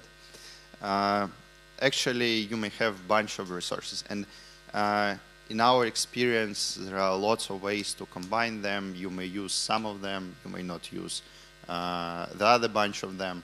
And as a result of this combination, you build your startup. And now what's really important here, and I may sound a bit silly or romantic, but this is actually very, very straightforward thought. So passion is very important. And talking about passion, this is what Alexandra also said. There will be a moment, it's not a possibility or probability, there will definitely be a moment where it will be super difficult for your first employees to overcome certain issues. And the only way to do that is building on the passion of the founders. And no one can have this passion instead of them. You cannot hire an employee and, I don't know, educate him or her to create this passion. You cannot find any course or, I don't know, a teacher and teach that to your employees. So the only recipe is to have this kind of passion. In Genesis, I have this amazing opportunity to look at very different founders and their ways to come to success. The question I always ask myself is, what is the recipe? Yes, it's the thing that we all want to know, what is the silver bullet and how the perfect startup can be created. In reality, we all understand that there is no magic pill. We know that there are lots of ways to success, but the only thing that really unites these success stories is passion. Is the passion that founders have for their successful products from the very beginning. So coming to the thoughts from the previous panel on idea generation, one of the criteria that you should apply is whether you have the passion for the idea. So you can talk about the idea which has perfect mass, so you know that you have to serve, I don't know, 1 million customers, charge them $100, build $1 billion company, and that's all perfect. But if you don't feel passion for it, I can bet that investors will eventually feel it. I bet sooner than lately, but they will definitely feel it. So go for passion, and that's very pragmatic advice. And I'll touch on that. I typically refer to this as there's a business between the employee and the founder mindset. And you can't train founder mindset. You can't build that. It's either something you have that drive, you have that ambition, or you don't. And there are those that are kind of in between. They don't quite have the strength, or they don't have the whatever it is quite to start their own startup, but they want to be involved. They want to participate. They want to join, but they're definitely not an employee that it's like, oh, it's 5 o'clock, it's time to go, which in a startup, just, you know, there is no such thing as a weekend or end of the workday. It's constant, so great point. However, maybe we will have the whole panel about this because I like this topic. You must have the passion. However, you can't teach it to your employees, but you can lead, you can inspire. So this is actually super possible. And if the founding team believes so much in what they are doing and showing with their own example that, okay, they will overcome like the challenges as well, it doesn't mean that founders are always like optimistic and, you know, this bright and unicorns and pink glasses, etc. No, absolutely not. So they might be transparent. They might be open about the difficulties as well, obviously. However, they see, or not that, they see the employees, the first employees, the key employees might follow them and get the same feeling of owning the company, actually. And that's how they are becoming not the founders, but they are becoming an owners of the business success as well.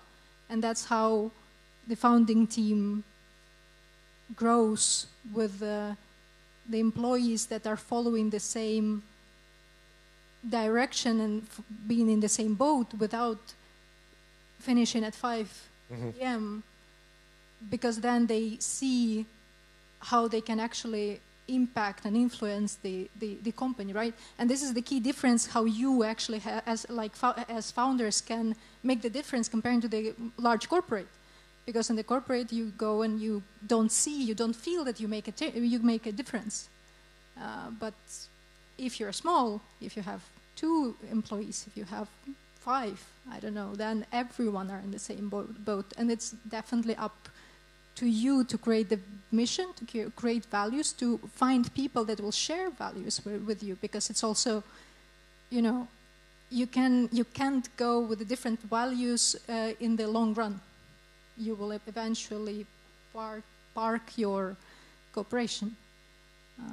So my first advice on the resources is for every founder to actually dig deeper into the topic of of the human resources, of becoming a human resources, I don't know, not the manager, right, but to know the human's psychology, to dig into, to learn how to find the right people, because that's what founders do all the time. Yeah, employees I think are the most valuable asset in any company. And one of the examples when you were talking about the founders are instilling that passion in the early. I am from Portland, Oregon, where Nike was founded. Some of my first clients were all in that community, and they would talk to each other of, yeah, I was number 12, I was number 23.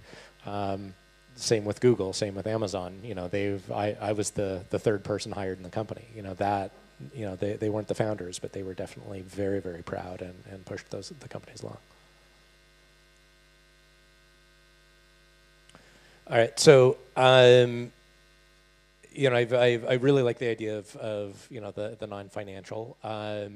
There's obviously good ways of going about when we are talking about money. There's good ways about going to try to find money, and there's bad ways of doing it as well. So actually I want to start with Bogdan on this one. Is there kind of a progression or a journey that is better, or when it comes to teams exploring raising funds, finding money, building the project? I would have a very interesting perspective here. So in my current company, I have an opportunity to watch startups who raise funds internally from our shareholders, and also external startups who are applying for money from our investment fund.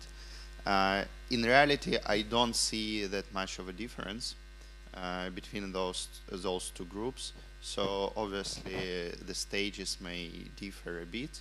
The formal process may also differ a bit. So obviously the process would be more formal if you apply for funds from actually investment funds or any other formal organizations. If you raise money from your friends and family or any other close friends or organizations, the process would be more formal.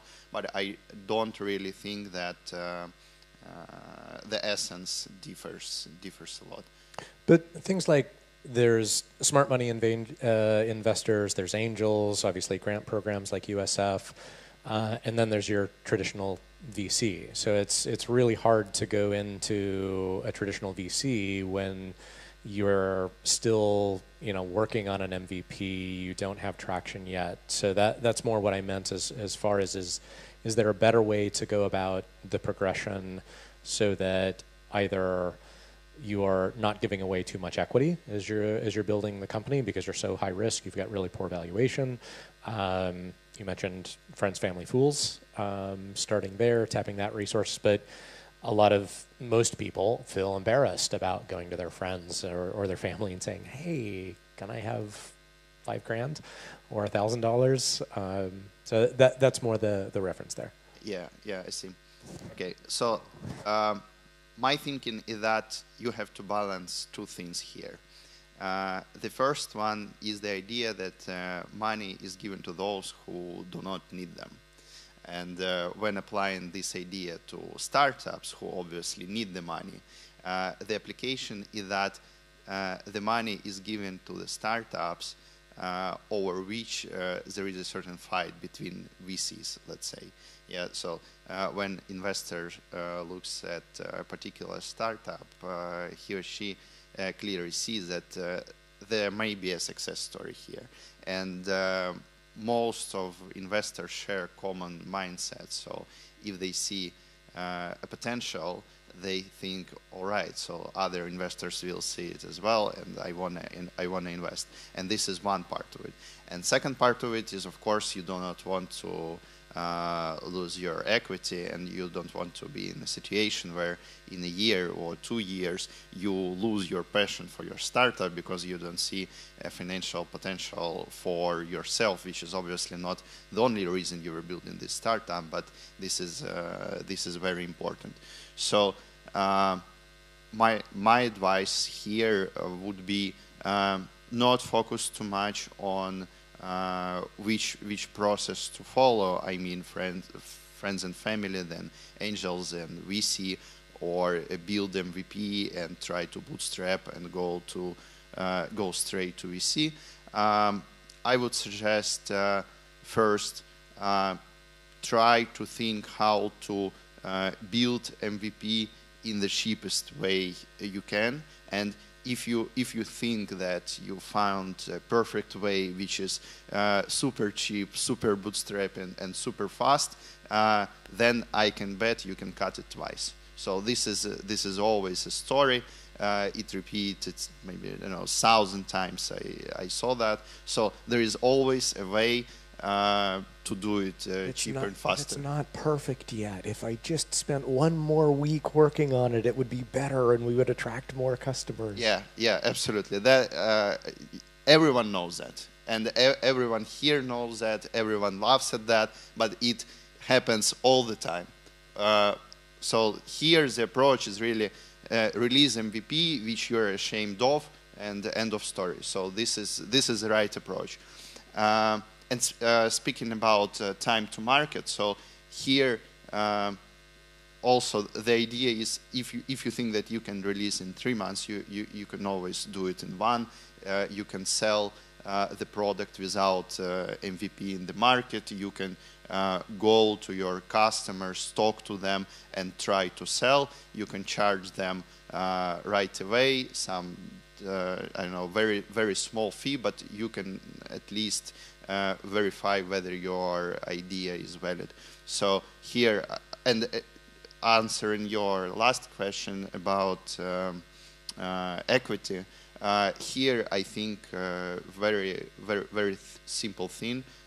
Just take a napkin and make a simple calculation for yourself how much equity you want to own in a few years of your $1 billion company. And if you have any doubts on how to approach this in the very best way, you can always talk to your friends or friends of friends in VCs or other funds. I bet you can find a lot of people who would give great advice here. So I definitely want to ask Alexandra the same question, but on that last point, you mentioned share of equity. And so my perspective is I see far too many entrepreneurs that focus on I need to own X%. And personally, I would rather own 20% of a $1 billion company than 100% of a $1 million company. So, you know, what is your advice there on when they're focusing on what they want to own for the company? Well, if you own 20%, the key question here is who owns the rest 80. So if it's 80 people owning 1%, there is no problem here. If there is someone owning 30% with whom you share different values, as Alexandra said, then there is a problem. Now the question is why someone who shares different values owns 30%, and the answer for that maybe you were building your product with passion and you were raising funds and you wanted to save your company, or you wanted to scale fast, you had tight competition, and now you have someone on board with whom you have to live, I don't know, next few years, and you find it's very difficult for yourself to do it. So generally, I obviously agree that it's better to own 20% of a $1 billion company. There is no doubt. What I say is that you have to be very careful who you share this equity with. Yeah, no, agreed. Actually, I want to say that, you know, my thinking process in this is as follows. The key goal for a startup to earn money, but and when you have like really cool product on your local market, probably for now it's not a good timing to look for money from investors. Sometimes it's not just the time at first moment. Then if you really have a cool product, nice team, all processes are assessed in your startup, then you want to scale your business and you want to go global, definitely you need money from someone, from investors. And here there are a lot of pros and cons. When you're a startup on early stages of development, like thinking about idea or MVP, probably the best way to get money from non-equity, non-refundable institutions like government agencies or something, because there are a lot of support in every country on this stage. And of course, in that case, you're gonna need to report and following the policies and regulations, but just that, you will receive money like for free, no equity involved, and probably it will allow you to boost your project. Because in our case, a lot of startups receive money from the fund. It's not that much, I mean, for probably building a product or develop further, but it gives a startup a quality mark. Like it goes through the compliance, through the expert evaluation, and it's like a quality mark. And experts and investors on the market looking at your startups. And after that, a lot of our winners receive additional funding. So, yeah, and I can definitely attest to that. That is something that not only Demium's investing partner, but many of their investors that I've worked with, it's a stamp of approval. They're doing their due diligence as to whether or not they want to invest, but to know that somebody else has also done their due diligence first and made that bet, it's huge. So it goes well beyond just the value of the grant. Because we have like a compliance procedure and experts from the market evaluate startups. So it's like really a due deal before like receiving grant. That's why it could be a good tool for a startup to use. Yeah, I think there is a whole another angle, and Svetlana, I bet you can comment on that. So you may raise funds not directly for the purpose of getting money, right? And Svetlana and Don just talked about compliance thing, quality mark. It's really true, and I also think that there is a learning curve in raising funds itself, right? To learn how to do it. Example from big corporate, when the research was done regarding, I think it was 10,000 public companies, and their success was analyzed. The researchers came basically up to 10 key factors. Those are described in a book called Strategy Beyond Hockey Stick, and one of those factors was M&A experience. So what the guys found was that the companies that were successful were very methodical about their M&As. It meant that they did not do one huge M&A in year 10 of their existence and then they went on.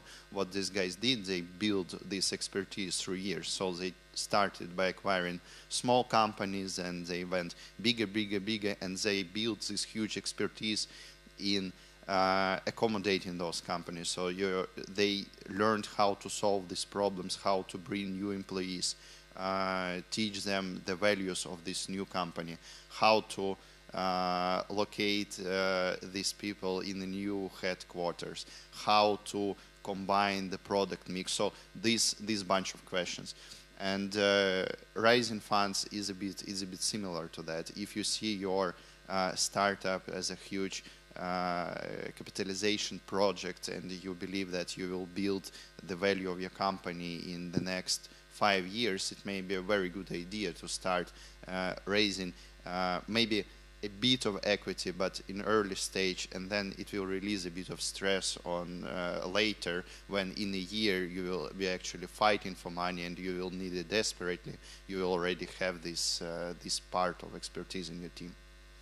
So I think that kind of brings us back to, is there a flow, or are there good ways or bad ways? So Alexander, I think you've got a lot of experience in this area. So. Yeah, I actually wanted to go a bit back to this question of like, so basically the good ways, the bad ways, and etc. And there's like so many examples. And again, I also myself as a believer that honestly, there's no right or wrong ways. There's better ways or worse ways. Yes. But let's say I really like case studies. So there is a case study from a Ukrainian startup that raised money from an angel investor in US.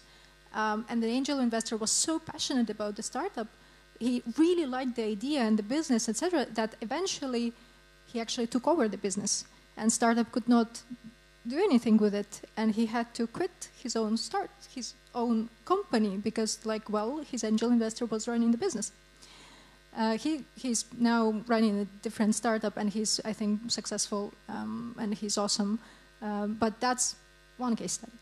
Then there's another case study, and there's like 100 of those, of a startup that took money from a super great business angel, the Danish startup from Danish business angel.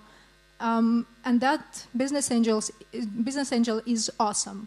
If you partner with him, if you have him as an investor, he will do so much help for you. He actually has enormous resources, both cash and human. So he actually can do so many introductions. He can do so much for you that having that guy believing in your startup is like, whoa, like you are lucky.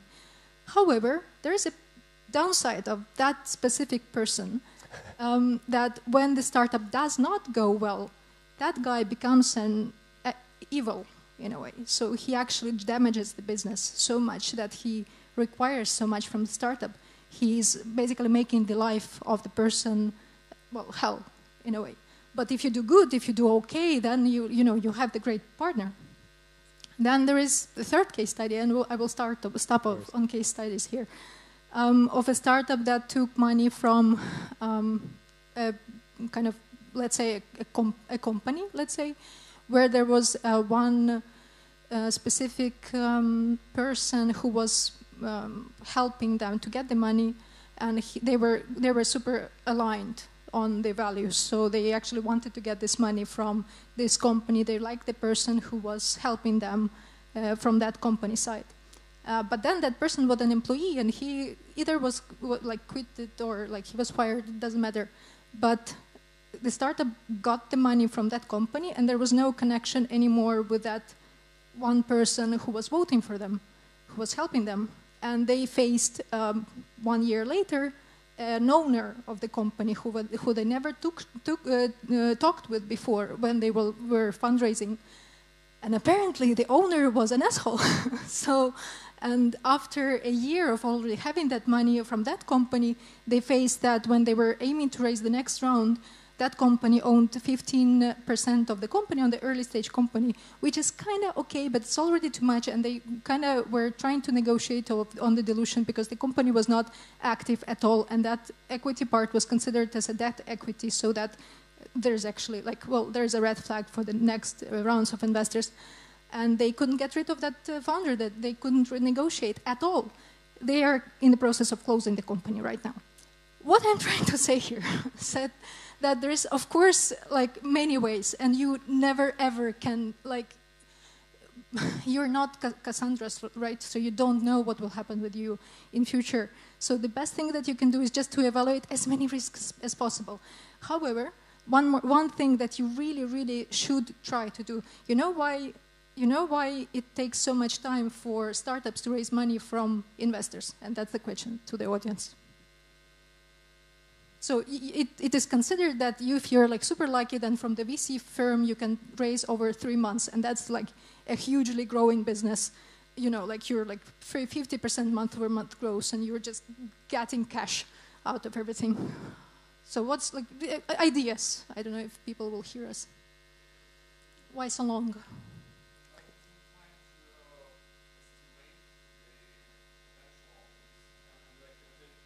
Time to check how does it behave over time. How does it behave over time? Correct. Build on this. Somebody build more. Okay. The point of mining is partners. That's also true. This is a part of the reason. That's not the reason what I'm talking about, but this is also true. One more. And you need to understand if this investor actually matched to you and to your business. Yes. So basically, they are watching you.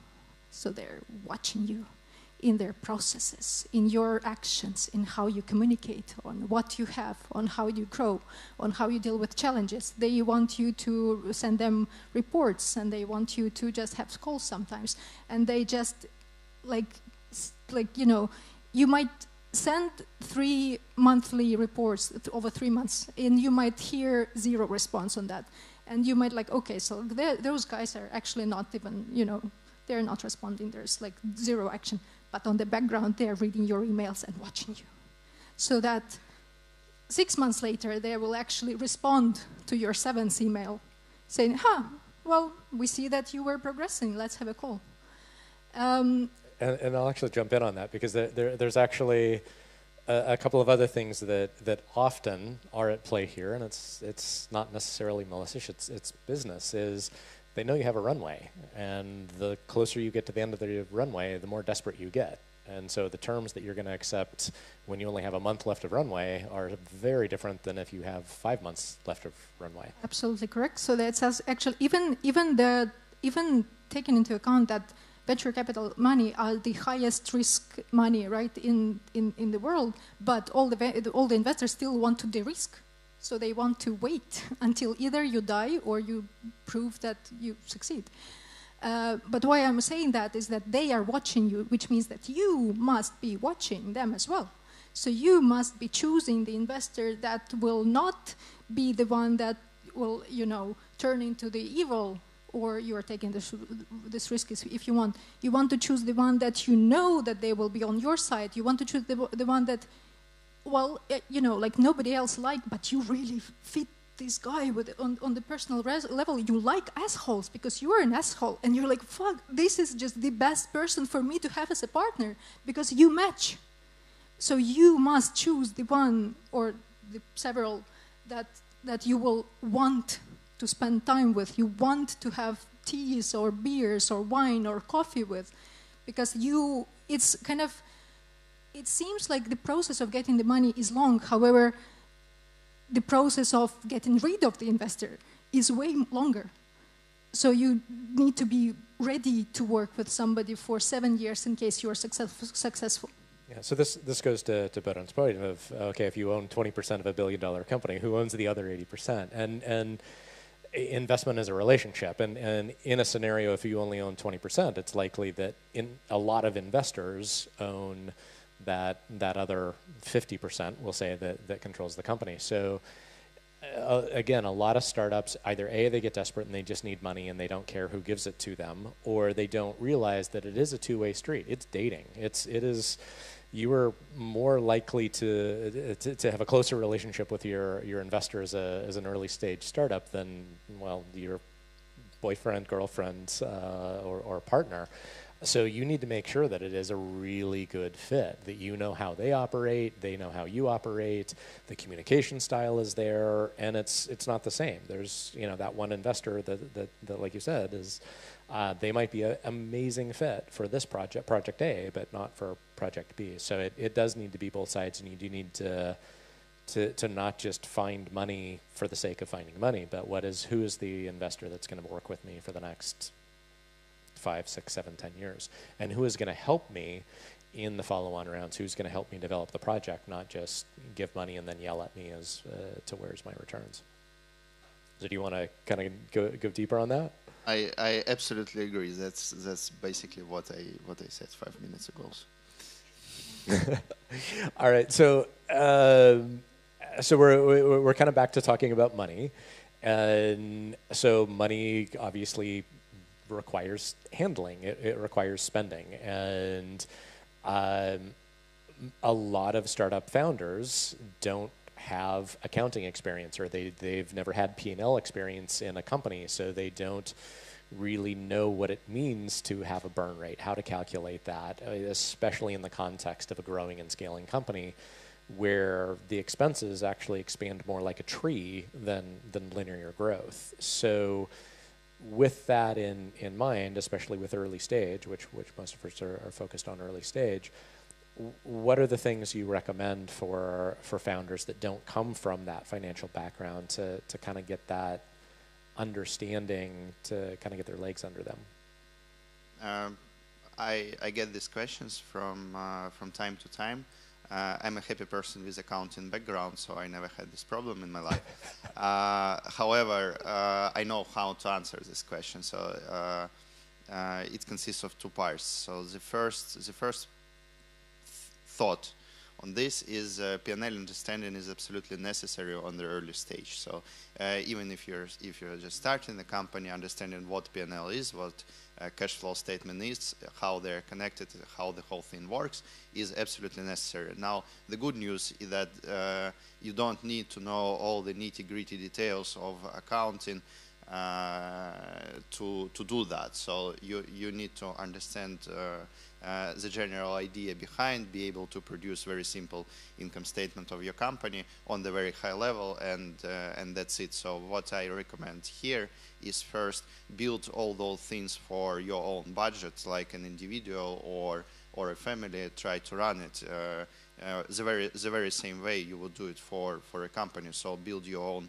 balance sheet, build your own P&L, see where your expense goes, categorize them, and then try to make a balance sheet work. It will take a few weeks, and then when you know how to do that, basically income statement or other accounting stuff in your company will be the same. Now, in practical way, how to learn how to do that, you can go online, watch for the courses, but I usually recommend just take a few consultations from someone who you trust and someone who has this accounting background. So we are lucky to live in the capital of the city, where there are thousands of people with this kind of expertise, and you don't need to spend thousands of hours trying to figure out why your balance sheet does not reconcile. You can go to I know, senior associate in a Big Four accounting firm, pay him or her I know, $100 per hour for their advice, spend 3 hours, and you will know everything you need about basic main financial statements. That would be my advice. I think I'm the right person to continue this talk because I'm that happy person with the zero financial background and the accounting background, and I think I can't live without the calculator, obviously. So, and that all things is like, it's so difficult. It's, yeah, they're so difficult. So so when I started working in my second work with startups, I actually had to, due to the job position, I had to review P&Ls. And because like there was no one else who can do that, and like I'm like, yeah, okay. And then I had a period in my life when I had to run but just to report on the budget of the company I worked with before Wise Guys on the monthly basis, and over 7 months or 9 months while I was doing that, there was not a single month when I haven't done a mistake. So there was luckily an accountant who was checking what I did. So there was, anyways, what I'm trying to say here is that if you're not a lucky person with a financial background, please get an accountant. And then spend time on actually sitting with that accountant and learning from her, from him, so that you understand at least something, and then you take your time if you're a person like me who needs a lot of time to understand those things. And then just allow yourself to have this time, but still you must, unfortunately, as a CEO, you must understand financials of your company. So get the accountant first, work with on the P&L for at least, I don't know, specific amount of time, I don't know, daily, weekly, monthly, whatever is better for you. But you have to know at least the bigger picture. And then if you don't know tiny details, then it's fine when you're negotiating with the investor. It's fine to say, oh, you know, like, guys, I need to open my spreadsheet, my P&L, my cash flow, whatever it is, and then refer to it already with the document. It's fine. Like, you can't know as a human being, you can't know absolutely everything. So you might be amazing somewhere else, but you must at least understand where is what in your P&L. So I think this kind of goes back to resources, and if we're talking about an idea stage startup team, they're probably not going to have the money to go talk to an accountant, and the concept is so general, where do you know where to start? And that's, at least from my experience with coaching startup teams and also my own personal journey, you have to look at it in context of, if you just do a general, you know, this is what a cash flow statement is, this is how a P&L works, and it's disconnected from anything that you relate to as reality when you actually try to do it. So everybody knows somebody who has a brother-in-law or a sister or somebody that's an accountant. Those are your resources.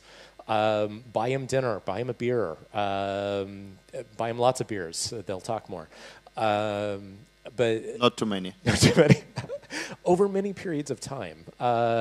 So yeah, you can gain that. Hey, we're doing this startup, and I want to understand this, and you can get an hour here, an hour there, to get to the point that then you can actually hire the accountant. So that's those resources that I think are critical. Those human resources that use your network, not just, you know, alumni from university, but friends, family, for all of those things as well. Actually, the accountant is not that expensive. So of course, if you don't have, like, if you have zero money, then it's hard. But in, like, the how do they call them? Not the accountant, but financial analysts? Or yeah, like the analyst, the one that is built on financial models, then that is like way more expensive. But if you need just an accountant in general, then it's not that. For the beginning, it's doable on the cost of, I don't know, a couple of dinners for sure. So on this, I think it was Secretary of State for the U.S., Donald Rumsfeld, that said, we have knowns, we have unknowns, we have known knowns, and unknown unknowns.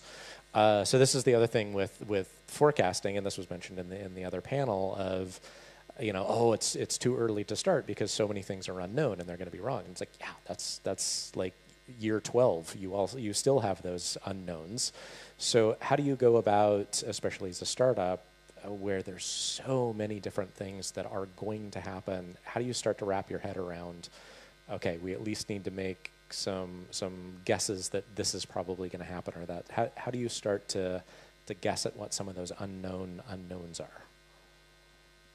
You mean in financial statement terms? It's going to be both in the financial statement. So if you're forecasting, trying to figure out your burn rate, or you know, just as the business grows, what the needs are, which translates into your burn rate.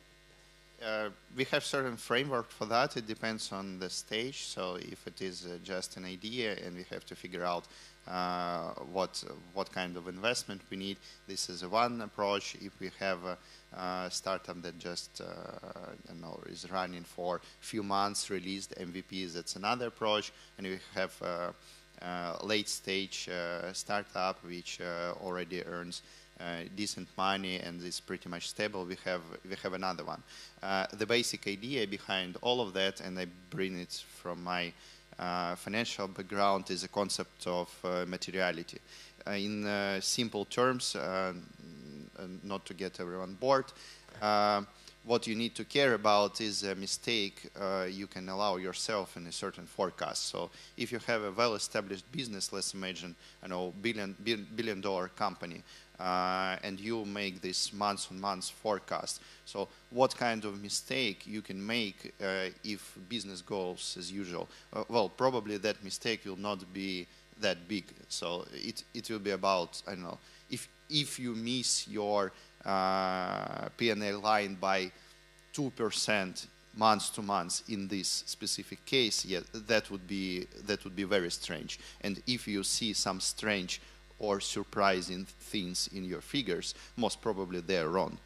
Now, if we have a very, very early stage startup, we think in terms of, okay, how many figures do we need to put into this startup to make it work?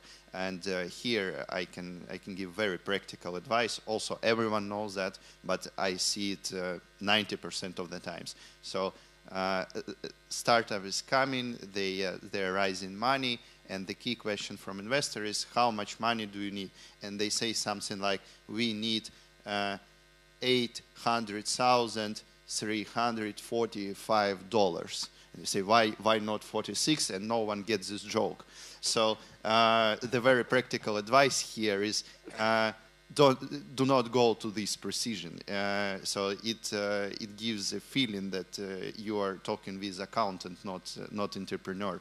So if your figure was like that, I would say 1 million, and let's be safe.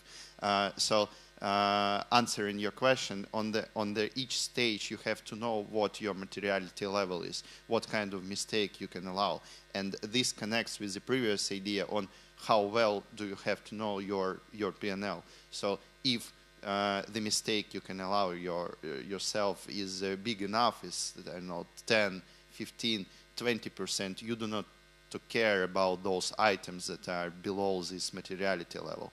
If you cannot allow yourself a mistake of 1%, then the bad news, you have to know every nitty-gritty detail in your P&L.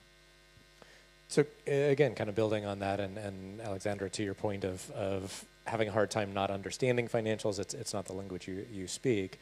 So one of the things that when I take startups through their very, very early basic forecasts, I have a template that they just figure 4 months worth of, this is how many customers we're going to get, and then I have a simple algorithm that just kind of builds the rest. They don't have to think too hard about it. But I have one more page in the Excel, which is stress tests of, okay, what if your sales are off by 15%? What if they're off by 30%? What if your marketing? And it's taking huge line items. It's like, let's look at your entire marketing estimation, and if it's 15% higher, how does that impact this forecast that you did, SG&A? And do you do that in your evaluations? And Alexandra, have you? Yeah, well, I personally not, because I'm trying not to touch financials. So I believe that we have better people for that. But if I may, I want to build on a bit on the example of 800 something, 46, 40. There's, again, it's up to you to decide what you do, and there's better ways or worse ways. But I would challenge you, and I would say in the same case scenario, I would say actually not 1 million, but 500. I would go lower. Why? Because exactly about the mistakes. Because if you're mixing, if you're wrong with your expectations or on $1 million or euros, whatever, then probably to get that 1 million, you gave away some percentage of equity. And then if you're basically not achieving those predicted results with 1 million, then you already gave away that equity. And if you took less money, then you're kind of, from my perspective, allowing yourself to have this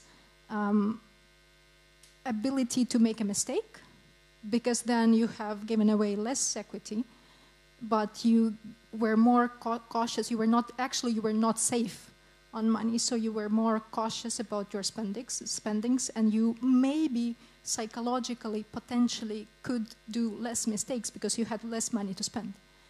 And I actually go the opposite direction of that, which is interesting, because if they are saying 852 cents, they've made these are assumptions, they are guesses, and they've made them so precisely that any variable whatsoever, and you mentioned if it's wrong, it's like, no, it is wrong.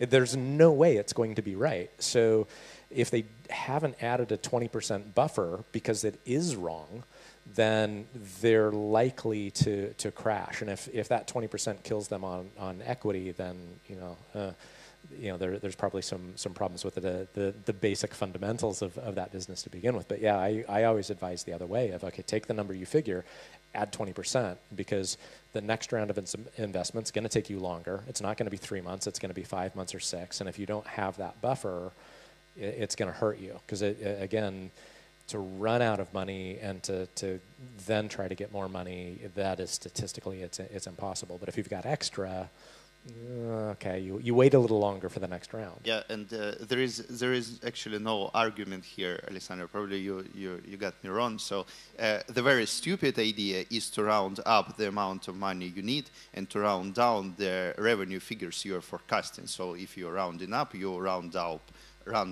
up both, and you get the same amount of equity. So there is nothing wrong with that.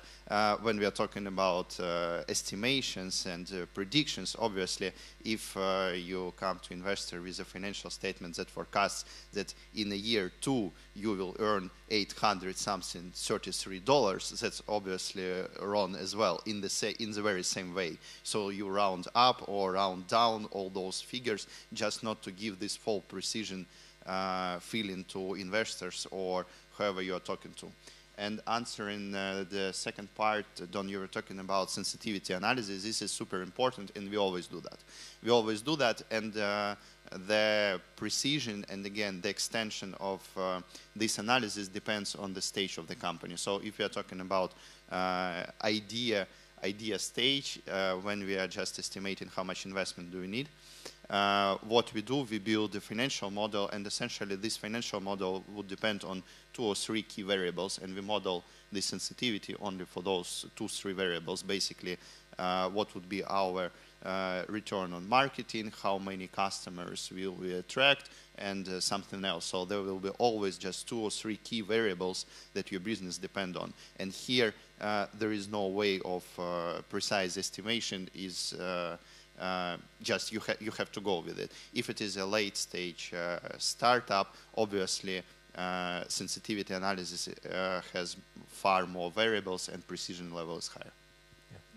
That's why I think, like, I have 2 of you here, like, but that's why last week we were talking, well, basically I was on the pitching event, a small pitching event, and we were evaluating with a few funds, a few startups, and there was one startup that actually everyone liked. Like, okay, guys, you're early stage, but you're really, really on the right track. And then there were like this, whatever, like 3 different investors, right? And like 2 of them were saying, okay, go and raise 500K. And I'm like, yeah, go and raise 60. Because like that will really help you better than 500. So you decide. But one thing that not a financial person will say, when you're going with the predictions and on your financial costs, my non-financial advice would be to build an optimistic scenario. Usually that's what startups actually use to go with to investors. Then you build your realistic scenario of how things will go with your business. And then you build your pessimistic scenario. And then you can actually go with these 3 options to the investor. And then you have a separate spreadsheet with the pessimistic scenario divided by 3. And that's possibility that you will go somewhere in that. That's what will happen. Yeah. So we've only got a couple of seconds left, and I want to give you guys time to talk about any upcoming events for Startup Wise Guys or USF, or so Bogdan, you've got the mic. Anything coming up that you want to let anybody know about, or? Yeah, absolutely. So as we talked about a little bit earlier, every founder has to be a headhunter. So I will use this opportunity to promote vacancies we have. So if anyone feels that he or she needs a bit more of financial analysis background or project management background or anything like that, experience working in startups and choose from very different products from all the areas that are possible, please contact me. I will be happy to talk to you. Svetlana, for USF? Yes, thank you, Don, for this panel. And I want to invite you all guys to our web page, to our social media resources. Please call us, ask questions. We are open, and you can receive grant, definitely. It's happening. It's an opportunity for you. So thank you. You're welcome. And Alexandra? There are two parts. There's the Ukrainian-related USF part, where we are right now running the program already, but we don't have yet the date for the next program to run. But I assume we will announce it in November. Now it's October, so in a month. But that's for the Ukrainian startups. So, like for the USF part for the Ukrainian startups, and it's an online pre-acceleration program. So for more earlier stages, so I don't know, idea MVP stage programs, startups. For the Wise Guys in general, we are now looking for startups for sustainability, and we're opening. You're the first ones who know that. It's already in social media, but you're basically, so you're actually one of the first ones who know that. We are expanding to Denmark, and we're opening the sustainability program in Denmark. We are also expanding to Africa, and we are opening the B2B SaaS batch in Africa, so we are scouting startups there and there. And we are looking for lawyer and HR manager. So for those other programs, Denmark and Africa, can those be joined remotely, or are they in person? So in the basically, these are our regular investment-based programs, and we have our fingers crossed that we will be able to run at least hybrid in this unknown reality with COVID, with the travel restrictions. The hybrid is something that probably everyone transformed into back in 2020. So for us, it's a 21-week program, which consists of potentially on-site weeks, and then online weeks while you can be whenever you are. But the hope is that for on-site weeks you will be in Copenhagen if the travel allows you to be there. All right, thank you. All right, so with that, it's lunch, and then we'll be coming back to value proposition. So those of you that are here, we're going to be switching to Unit Nest, and those of you online, we'll see you in an hour. Thank you.